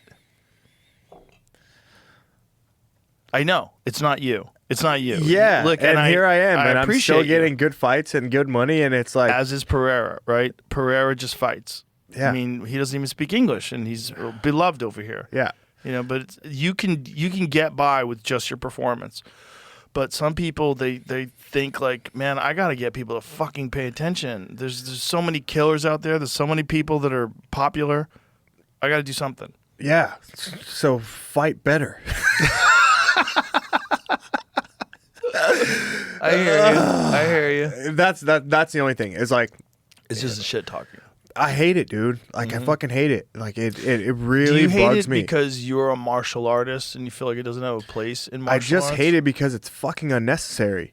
And it's like, and even as an adult, like, I had to deal with this shit my whole life. Right. And it's a fucking toxic way of fucking being, and it's passing along through social media, and kids are fucking getting beat up for it. Yep. And we're fucking grown men on a large platform where people are looking up to us for many different things, and they envision us as these fucking gladiators, and this is what you're choosing to do as we have a responsibility. I feel like as athletes, as champion, number fucking one, as champion, you have a responsibility.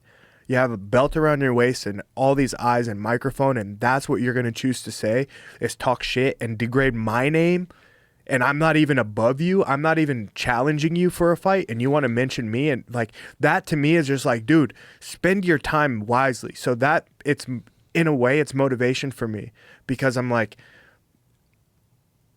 I just won't do that. Like, I think that there's so many different things that can be done when you have that belt. Like, that belt is an honor.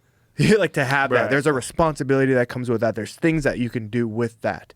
Like, it's not just about you. Realize the responsibility that you have when you carry that title. And so there's just, I'm getting passionate about it because there's just, I want to say so many things, but I'm not going to. I know what you're saying. I feel you. I feel you. I feel like there's a couple guys who kind of changed the game. One of them was Chael Sonnen, and another one is Conor McGregor. Yeah. And part of the way they changed the game was talking mad shit and Yeah. getting a lot of people to pay attention to them. Yeah. And Which, cool. You know, like, it got them a lot of attention. It got them a lot of money. But, like, and if that's what makes them happy, cool. You know? Like, I think some people think it's a good business decision. like I said, I know nothing about business. Maybe that's why I don't own a business, you know? Like, I don't know. Well, it's good that you don't own a business. Yeah. You don't want to own a business while you're in the middle of this journey that you're on. It's just like it would just drain you. It would take time from you. It's not, you can only do so many things in this life. And Yeah. especially when you're doing something that's all encompassing physically. Yeah.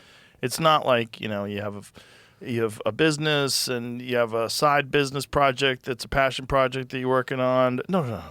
You're fighting. Yeah. Fighting, you have to be all in and fighting. You really do. And you are all in. Yeah. Yeah, and while you're all in, look, I admire people that don't talk shit, but I also like a little shit talking. I do. Yeah. Because it's fun. It gets people excited, and it does get a lot of eyes on the sport, and it makes for more pay-per-view buys. Yeah. Which is why I think like the UFC encourages it. Whether they encourage it or not, they use those things. Mm-hmm. Like when Conor fought Khabib, they threw in the video of Conor throwing the dolly at the bus. Remember that? Like, Yeah. Which is crazy. Like, it's kind of almost encouraging that kind of behavior, which is crazy. No, it's, I mean, like, UFC, as real as it gets, right? So you kind of get everything. Like, you get everything. They don't say it anymore, though, do they? I don't as know. real as it gets? I don't think know. that's a part But of that promotion anymore. sometimes, like, That was I don't like know. early days. It's stuck in my brain. But, Right. yeah, there are different things. There are a lot of different, I guess, characters, personalities, Yeah. Yeah, Conor throwing the thing through, the dolly through the window. Is it going to make people watch the fight? Absolutely. You know what I mean? Did he do it for that reason? Don't think so. I just think he is who he is, right? Yeah. It's like we never know what's next with Conor, and respect to him for everything. But I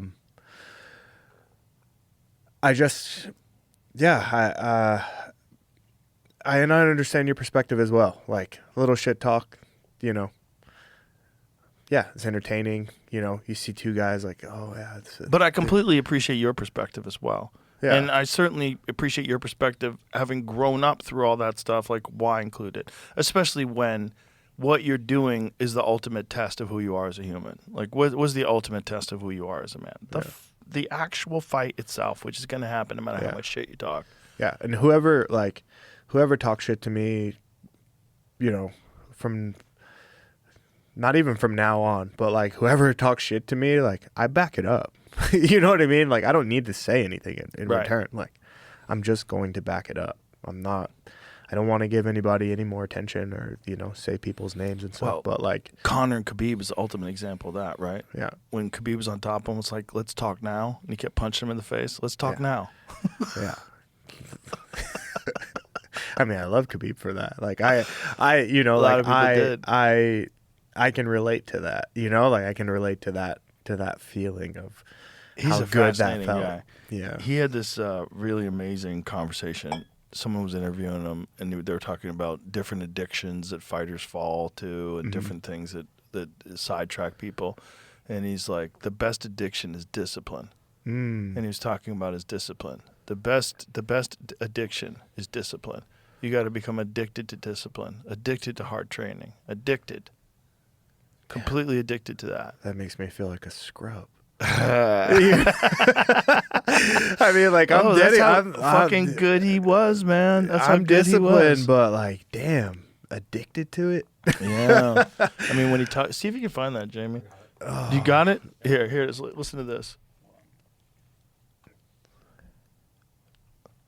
Every man addicted to something. Some smoke, some drink, some chase girls, some waste time. But real man, he addicted to discipline. To early wakes, to prayer, to training, to silence.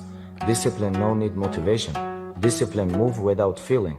Discipline say, I go anyway, even when tired, even when lonely. Discipline is best addiction. You want strong life? Discipline build it. You want peace? Discipline protect it. You want respect? Discipline earn it. No shortcut, only work. Be man with control, not man with excuse. No cry, no blame. You want better life? Start with better habits.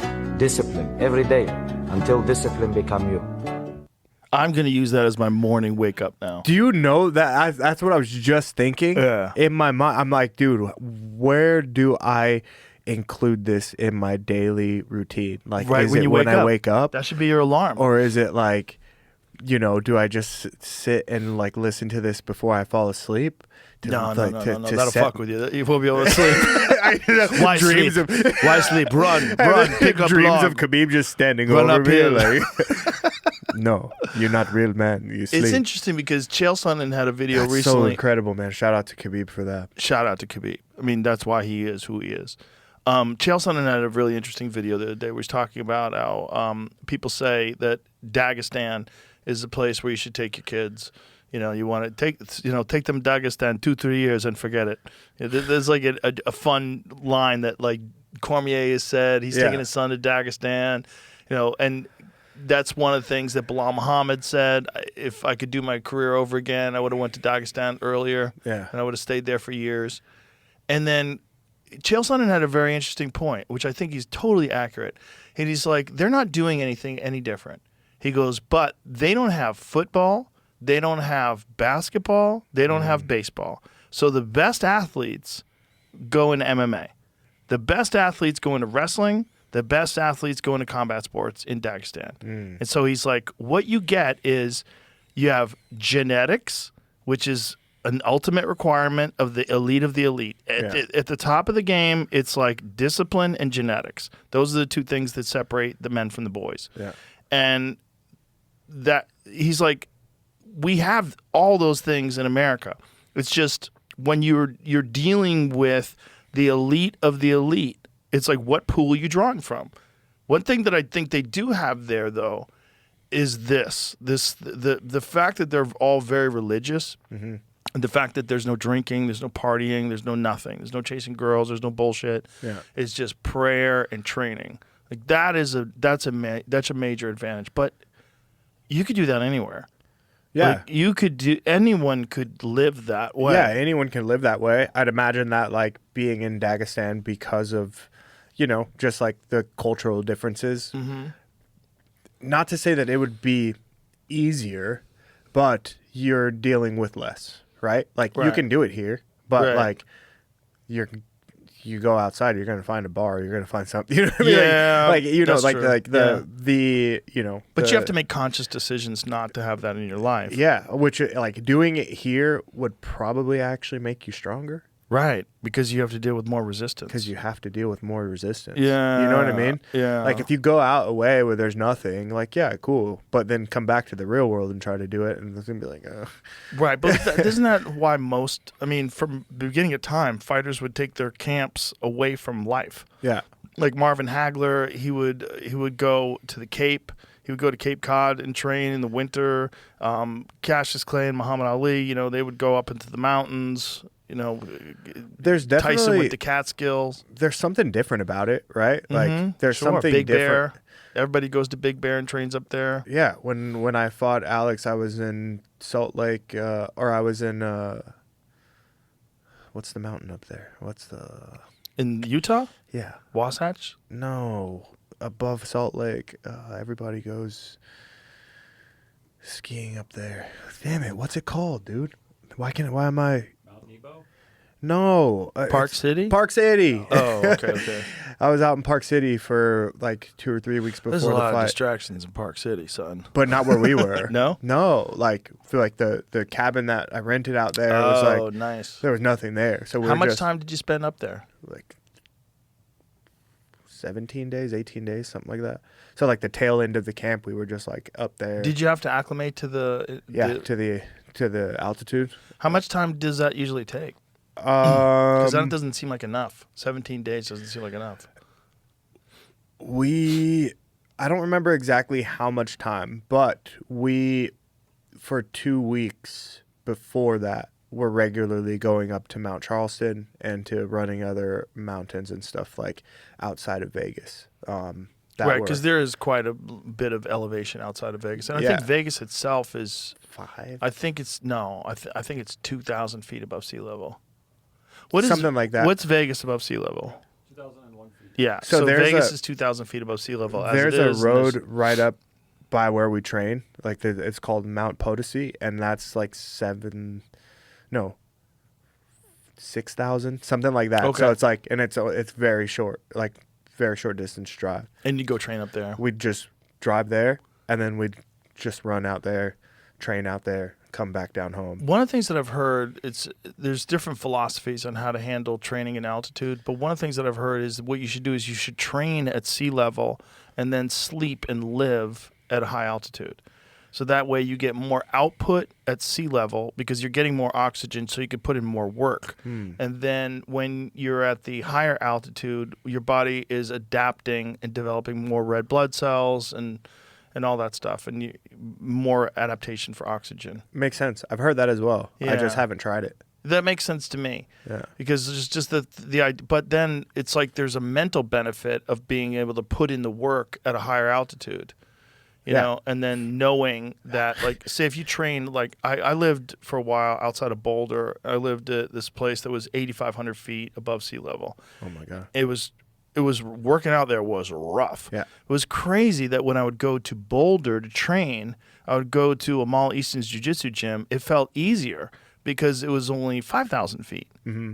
Because that's like Boulder's like 5,000 something. And then one time we had to go to Philadelphia for like a UFC event, and I was working out in Philadelphia, and I felt like a fucking juggernaut. Yeah. I was like, I have so much energy. This is crazy.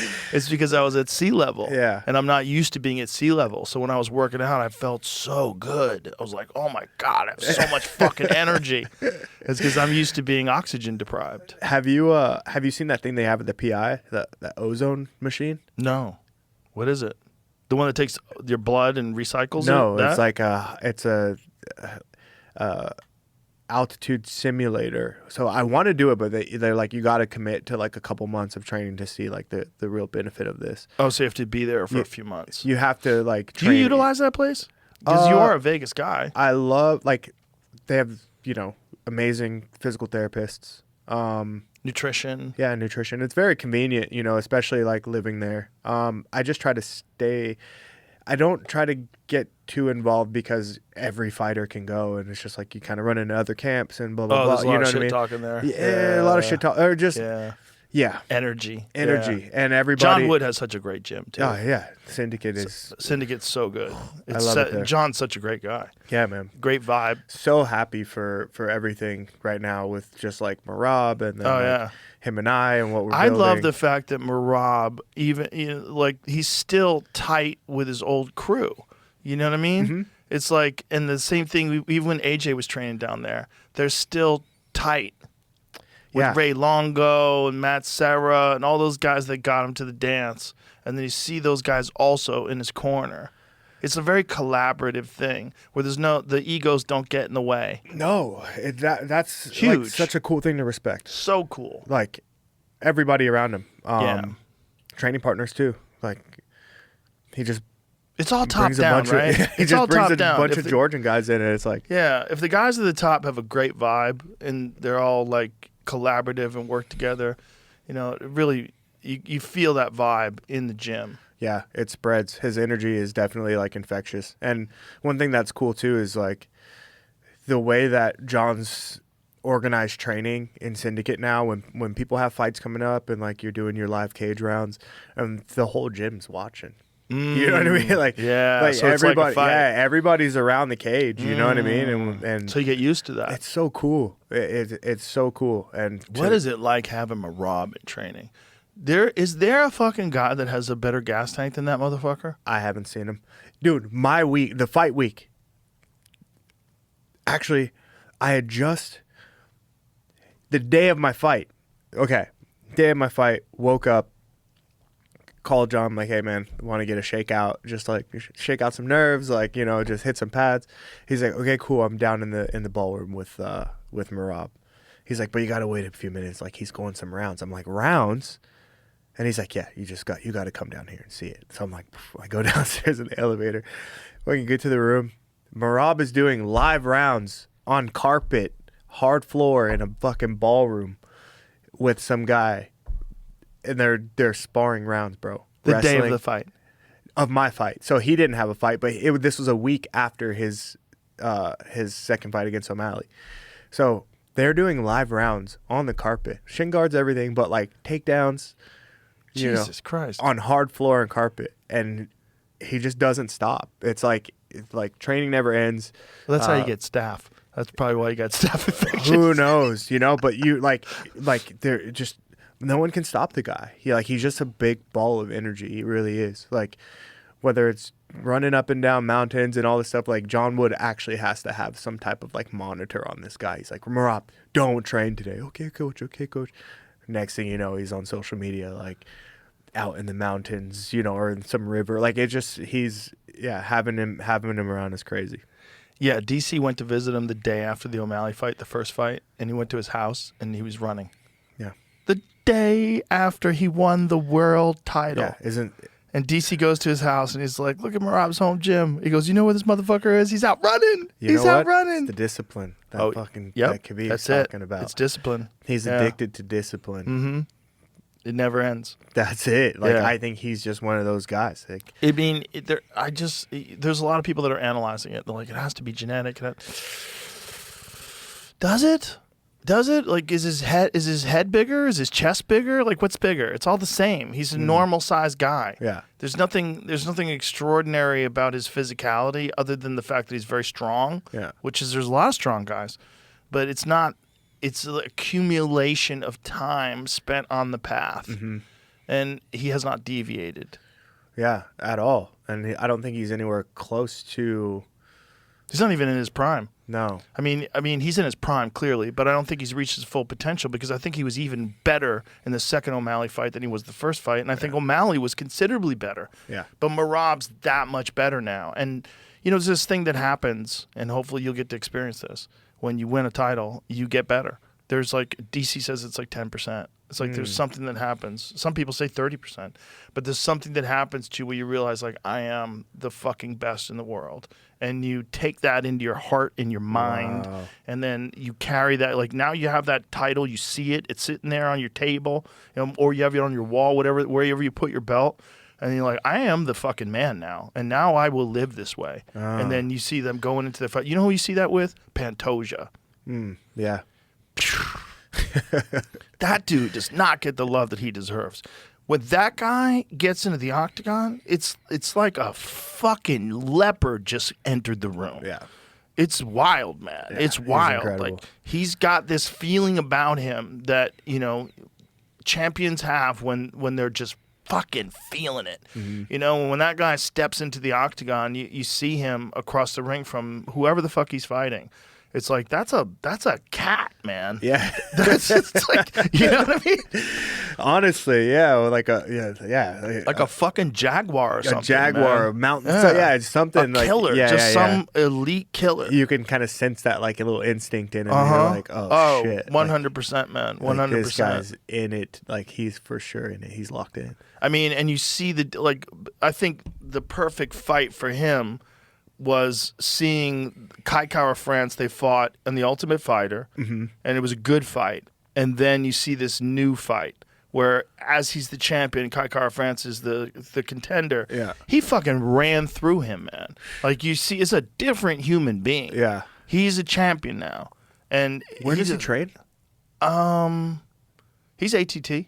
ATT. Yeah. Okay. I mean, I don't know if he spends all of his time down there. I don't know if he's there all the time or if he just goes there for camps. Yeah, a mixture of. I don't know how he does it. Okay. I'm not sure if he's a Florida resident or if he lives in Brazil and just goes there for camps. Yeah. I'm not sure. Nah, but yeah, whatever he's doing is definitely. Yeah, but there's a thing about being the flyweight champ where if that motherfucker was the middleweight champ, he'd be a superstar. Yeah, he'd be the baddest man on the planet.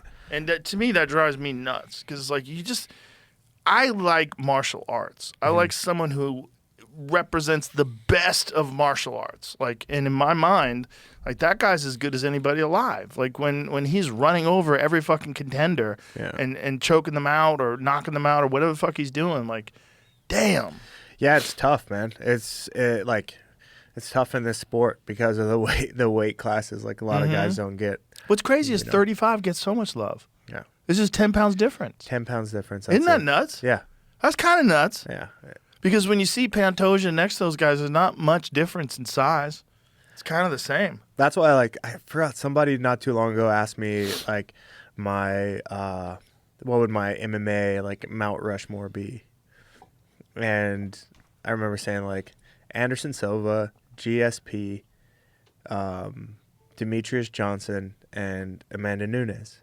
And they were like, Demetrius Johnson. I'm like, oh, why would you even hesitate? Why are you even asking me that question? If you weren't there during his prime, you had to see him during his prime. when he was talk about martial arts and and just skill, angles and finesse, and movement, angles and speed, and intelligence, knowing exactly how to engage, and his ability to transfer between grappling and striking seamlessly. Dude, perfect, seamlessly. Yeah. Perfect word, seamlessly. Like in his prime. In his prime, he was unstoppable. Yeah, but imagine Demetrius Johnson at light heavyweight. There'd be my God. statues of this man. Statues. You know what I mean? Like it'd be like the Rocky statue in Philadelphia. Yeah, who knows where it would be, but Seattle. there'd probably be multiple statues of this man all over the place. And Yeah. What a great guy too. Oh, he's the best. Yeah. And just again, just underappreciated for whatever reason. You know, and during his reign, it just like his pay-per-view numbers were not what they should have been. Yeah. But it's because he's small. That's all it is. It's like the casuals. They don't like who gives a shit how big he is compared to you. Just look at how he's the same size as the guy he's fighting, and look what he can do to that guy. We need to have this is a joke. This isn't serious. This is a joke. But like smaller weight classes in a smaller cage.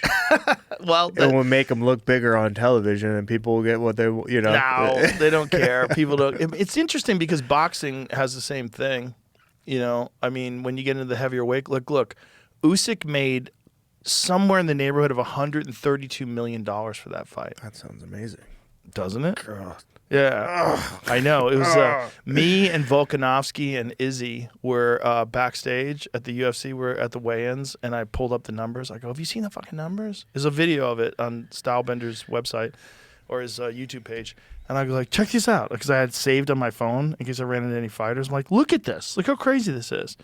And Dubois made like 71 or 72 million, and Usyk made like 132. I mean, like, if I made that type of money, I wouldn't be looking to, like, leave to live the American dream. But what has to change for that to happen? I mean, do the Saudis have to buy the UFC? I don't know, because I don't understand. Like, that's kind of what they're doing with boxing. They're kind of buying boxing. Yeah, I don't know, man. I don't know, like, I don't know what needs to change. But, I mean, all I'm saying is, like, it would be really cool. That's, like, a dream. Like, to be able to make those kind of numbers. I would really love that for fighters. I mean, I love when I hear fighters are making millions. It's great. It's great because I remember the early days of the UFC where people would make pennies. Yeah. When there was no money to be made. I mean, I started working for them in 1997, the previous owners, you know, when it was before Zuffa. And nobody was making any money. There was no money in MMA. Yeah. You know, it's like everybody was scratching and clawing, and they were just doing it out of the love of the game. Yeah. Or because they had, you know, had a career in wrestling, and then that amateur wrestling career was over, and they're like, all right, I'm going to be a fighter. Yeah, the money was in Japan, no? There was money in Japan. Yeah. But even the money in Japan was not boxing money. No, 10 grand, yeah. 15 grand, something like that. You know, I'm sure they paid him well, and at the time it was a lot. But, I mean, like, Fedor's still fighting. Is he fighting because he wants to, or is he fighting because he has to? You know, which is crazy. Yeah. If one of the greatest of all time is fighting because he has to, it's not like Fedor is like living the craziest, flashiest lifestyle with like diamond, like Floyd Mayweather. Like if Floyd Mayweather went broke, you'd be like, look at his Instagram. How's he not going to go broke? Yeah. Meanwhile, he's not. Meanwhile, he's still got tons of money. Yeah. But, you know, Floyd made hundreds of millions of dollars. He probably made more money than any boxer that's ever lived. Oh, man. It's a dream. Yeah. It's a dream. It'd be nice, but I'm not like I'm glad that it's improving. It's improving. It's improving. It's definitely improving. It's like, you know, fighters can get rich now. Yeah. You know? Yeah, we can actually plan retirement. Yeah. You know what I mean? Like that that for now, like I'm saying, like I'm grateful for. And one of the things that I really like about the UFC too is they give fighters a chance to have a career outside of that. You know, like Paul Felder and DC do commentary, Chael Sonnen does his stuff. Yeah. All those guys in the desk, Alan Joban, they all do their stuff. Like Rashad does his stuff. That's nice. It's like there's an opportunity to work outside of having to fight. You asked me, you know, like before, like, oh, you know, what would you do, or like have I thought about anything? I would love to work with the UFC, not as a commentator, because I don't really see myself like commentating or like being someone speaking, but I'd love to work for the UFC, man. Why wouldn't you want to commentate or speak? I don't know. I personally, I think I've mentioned this to you before. Like, I just don't know if I have so much like input, when it comes to like other fighters' skill or whatever. Like, I'm not the most exciting person on a microphone. But maybe you guys you do would be well. It's like, because- oh fuck, like you guys That's have great different. reactions. I'm kind of more like, interesting, like the old grandpa. I'm Right. rubbing my chin, like. But "Oh, that was maybe great." not as a commentator then. Maybe as someone on the desk analyzing things, because you definitely have a very unique viewpoint. Yeah, viewpoint. I mean, that could work, but I think something like, I don't know. I'd rather be like, I guess behind the, like, on the other side of the camera. What would you want to be doing? I don't know. Something within the bit. They do that. Like, the UFC is such a large company. There's so many departments. I try to make friends with everybody in every department because they're just great people that make this all happen. The equipment team, Ember, Stephanie, like, I've been testing the gloves for the UFC for the past year, making sure we get the right ones, What is going on with the gloves? Because you and Alex fought with the new gloves. The new old gloves, yeah. Because they got rid of them. Yeah, they they're spent done. like a fucking year developing them. Yeah, and so I was a part of that entire process. What happened? What was wrong with those gloves? The main thing was that, like, because of the leather, the logos weren't sticking. So the logos were peeling off. That's it? And we tried, Joe, I'm telling you, we tried hundreds of different ways to get the UFC logo printed on the gloves so that they will not come off in the octagon. From me testing it on the canvas, doing live situations, sparring, rubbing it in the cage, blah, blah. And I don't get it. It just but why would does not. the old leather work better? Because with everything in the world, but especially like in the industry of like leather and suede and all that stuff, like, you can't, if I had a pair of leather shoes from 1970, it's going to be different than a leather that's made today. You get what I mean? Like, it changes. But both of them are made today. The old gloves and the new old gloves. It's a different type of leather. So it's a softer leather?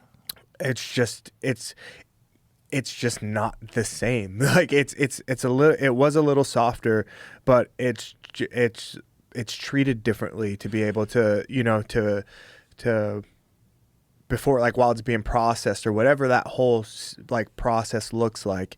It's just, there's some type of, chemical or something that's just different in. Because what I had heard was that there was less knockouts with the new old gloves, the gloves that they developed and then they abandoned recently.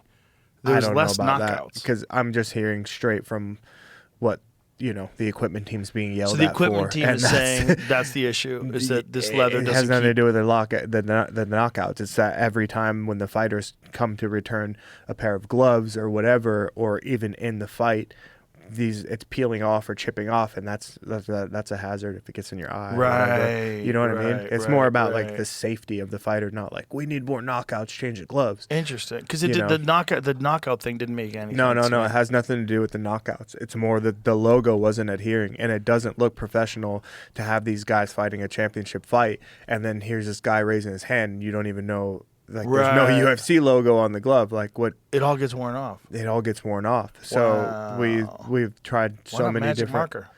That wouldn't work? We can't sell a glove with magic marker on it. Yeah, but We have you're to not make an official glove, like. But 'cause the training gloves, just have UFC somewhere else. the training gloves. What about the people who want to buy an official UFC glove? Yeah, but what are they doing with them? If they're going to work out with them, It's still got to be official. I get it. The best gloves are Trevor Whitman's. He makes the best gloves. Onyx. The best MMA gloves. They're the best. And the UFC was trying to get those for some... I don't want to speak out of line here or out of turn. I don't know exactly what went on, but apparently Trevor wanted more money than they were willing to give him. But he makes the absolute best MMA gloves. They're the best. It's And a good glove. they turn over like this, where it's not like this. So you don't, like, the problem with the old gloves that are now the gloves that everybody uses is that everybody says that they kind of force your hand into an open position and you have to tighten up to make them close. Do you feel that? You agree with that? I agree with that, but I have found the solution to that. What's the solution? Just size up. Oh, one size up? Yeah, they all weigh the same. Interesting. Yeah. They So all what weigh the size same. do you use? This last fight, I used a double X. And you usually use an X? Yeah. Interesting. And I think it's like, you know, a lot of fighters, we don't like to stray from what we do. You know what I mean? And like every little thing can fuck with us. You know what I mean? Right. Some fighters Maybe I shouldn't have gone to XXL. Yeah, Fuck. yeah. That's why I didn't knock him out. You know what I mean? Yeah, But yeah, if you're like you just have to think. It's like, okay, the glove weighs the same, whether Right. it's an XL or an extra small. It weighs the same. How do they manage that? I don't know, but it weighs the same. That sounds suspicious. I want to get a fucking scale out. That just doesn't make any sense. Next time, yeah, but That no, doesn't make any sense to me. But we're all fighting in, you know, Unless they make it 4-ounce with glove. thinner pads. I don't. Would have to be. Maybe. Would have to be. Oh yeah, because then your hand can't fit in the. Yeah. Yeah, like if I tried to get into an extra small, it wouldn't Right. work. So yeah, but like let's say the size between an XL and a double X, they weigh the same, Okay. and I have to consider, okay, I'm getting my hands wrapped as well. Right. So yes, this XL glove fits like a glove, but what about when I wrap my hands? Right. Now I wrap my hands, It's and too I'm tight. and then now my hands are like this, and I'm like Cutting I off can't- your circulation almost. Yeah. So Yeah. the idea is size up, even if it's 2 sizes up, you're not going to have an issue. You know, or you go with a thinner wrap or no wrap. You have that option. Well, Joe Pyfer fights with no wrap, Yeah. which is crazy. I think it's savage. I kind of want to do it. Yeah. Yeah. I would have fought with no wrap with the other glove, the new glove, The new old glove. the new one that they abandoned. The old new glove. Yeah. I would have fought. Those felt so much better to me with no wrap. Man, if I was the UFC, and clearly I'm not a good businessman, but if I was, I would say, listen, how about you sell us the gloves, we'll promote your gloves, you sell them on your website, we don't make any profit off of it. Just give us your gloves to use for the fights, and we'll blow your business up. That's what I would do. I would say, look, you want a lot of money for your gloves? Good, sell them. Everybody should buy them anyway. He makes the best bag gloves, best sparring gloves. Trevor's a fucking wizard, man. Yeah, that's what I've gathered from just like. He's a very interesting guy, Yeah. very smart guy, Yeah. great trainer, just great person. But his gloves, his MMA gloves, you put them on, you're like, oh, why aren't they all like this? Yeah. The padding is a much more sophisticated, Yeah, high-tech and the padding. boxing. I remember. I think one time he sent me a pair of boxing gloves. Like this was a couple of years ago, and I saw it. Like it came with this paper, and you're supposed to put a blow dryer in it first, and you turn the blow dryer on to warm up the padding in there. It's specifically like for that. And then once it's heated up, then you put the glove on and you wrap it up, and then you let the padding cool down, and then it molds to your hand. I don't know if people remember that about the glove, but that's what I didn't know that's that. that's how you should wear those gloves. Oh, that's interesting. I didn't know that. That makes sense. Yeah. But he was explaining to me the different kinds of foam that you can buy, and that people buy cheap foam, and it's not as like high density, and Yeah. it's not as good, doesn't protect you as well. And his is like the most expensive but the best. Yeah. But when his gloves, the design of his gloves, your hands are curled. Like Curled. this in Yeah. this position. So it's an effort to do that. But I don't know, man. I feel like we're stagnant in innovation with glove development in the first place because I don't think this is necessary. No, Like, I why train did- with the old like Ali mittens. Oh, okay. Those are my favorite gloves in the world to do MMA with. Put a wrap on under it, you know, for padding or a pad, whatever, and I can still grapple with it. Yeah. My fingers are just like this. You Of know course, what I mean? but this is how you grapple anyway. Yeah, exactly. You never do this. No. You It's- never interlace your fingers. So why are the fingers even exposed? Because know. eye pokes are a giant issue. Yeah. And if let's say you could just eliminate finger pokes and all you have is thumb pokes, you would take away 80-90% of all eye pokes. Yeah. And it would be obvious if someone did it on purpose. And then Derek Lewis would be fucked.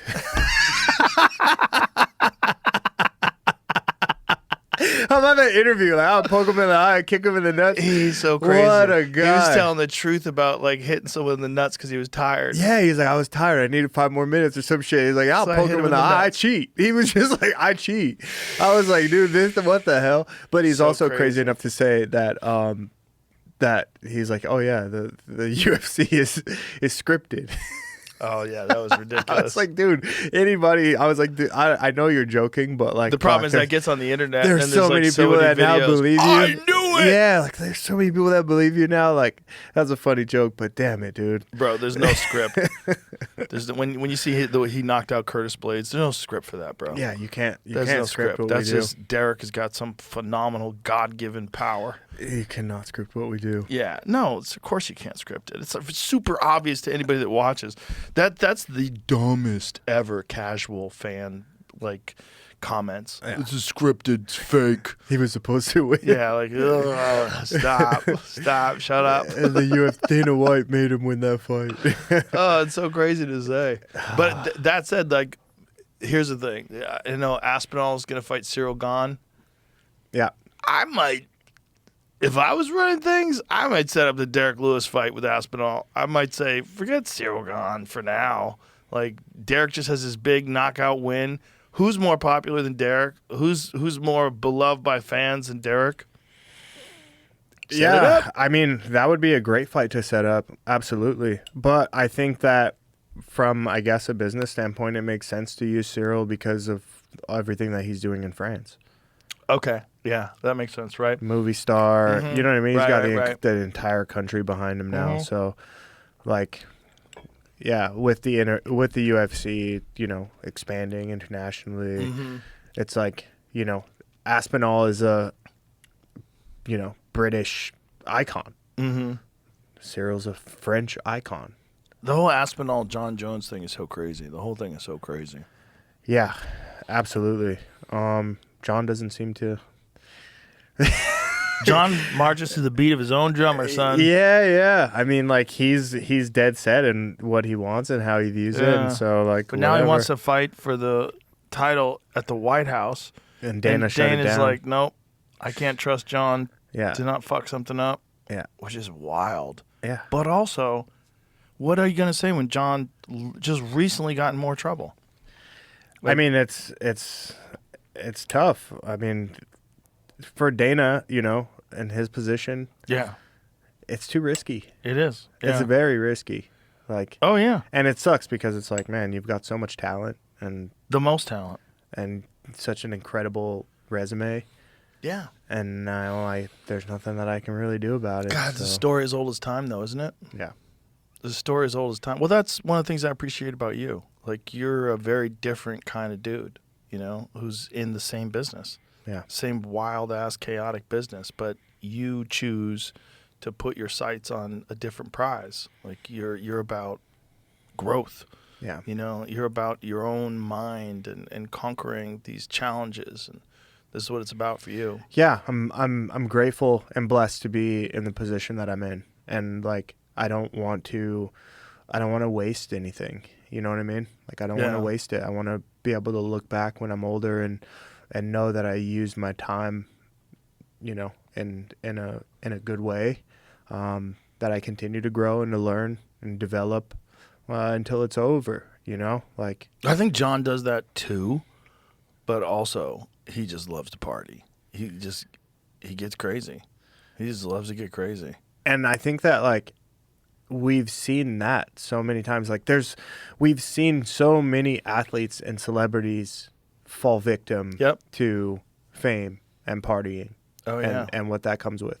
Hey, we're watching it with Connor in And real we've life. seen the same people who are addicted to discipline. Who do you admire? And what Right. Who are you going to listen to first thing in the morning? You're going to listen to Khabib. Khabib. Yeah. Yeah. I mean, it's like if there was anybody as a combat sports, you know, practitioner and fighter, if there's anybody who I would say like I'd want to be or like model myself after in my career, it'd be Muhammad Ali. Just because of everything. You know what I mean? Like humanitarian. Yeah. Like he was beloved by people from all around the world. Yeah. You know what I mean? Like, just different medals from the United Nation, and like, you know what I mean? Like, He was just a cultural figure. a cultural figure. And Yeah. like, not that like I'm not as outspoken as, you know, as he was, but for just like the things that he was also remembered for outside of the ring, I just look at that as like so admirable. And he gave young men like me something to kind of like aim at and like model myself after, you know, like that to me, I feel like is very important, especially in this country. And as a young man who maybe doesn't have a father figure or who doesn't know what to become. And then you read the story of Ali and you're like, oh, that's similar to me. I can become something. I can be an Olympian. I can be a champion. Like, it just takes this, you know what I mean? Like I'm not different. There's actually people like me out there. And I like, you know, it just gives you something to kind of hope to become. And so I try to just be authentically me, so that whoever out there does connect with me can see that, you know, yeah, you can go through certain shit, but like there's so much stuff that is possible for you. Like, your life's not over. Yeah, you're in a bad position now, but you can get yourself out of it. There's tons of help out there. You know, mental health is a big thing.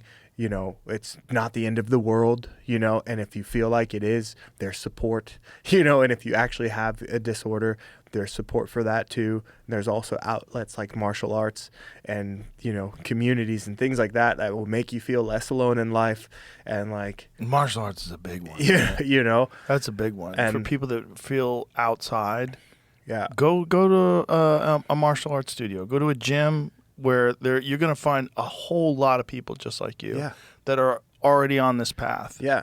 And that are cool people to learn from. I mean, Yeah. that's what changed. I just put myself in a new environment, and then I started learning how to eat and how to think. You know what I mean? And started to get courage and carry myself differently. And Yeah. weight started coming down and blah blah blah. And then there you go.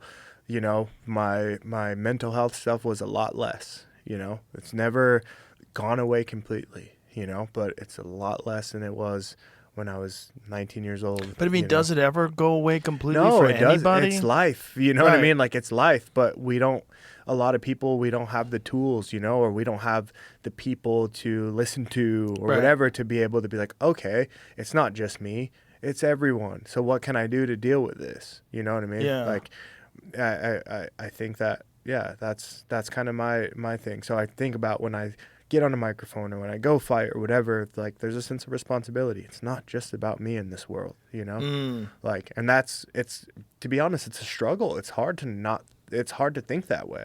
It's very easy to be selfish. It's very easy to just think me, you know, my problems, my struggles, my this, but like to consider millions of people and lives and children and youth and teenagers that are watching the sport and like, I have to be conscious of the things that I do and how I live my life, because I don't want to be the guy on the news.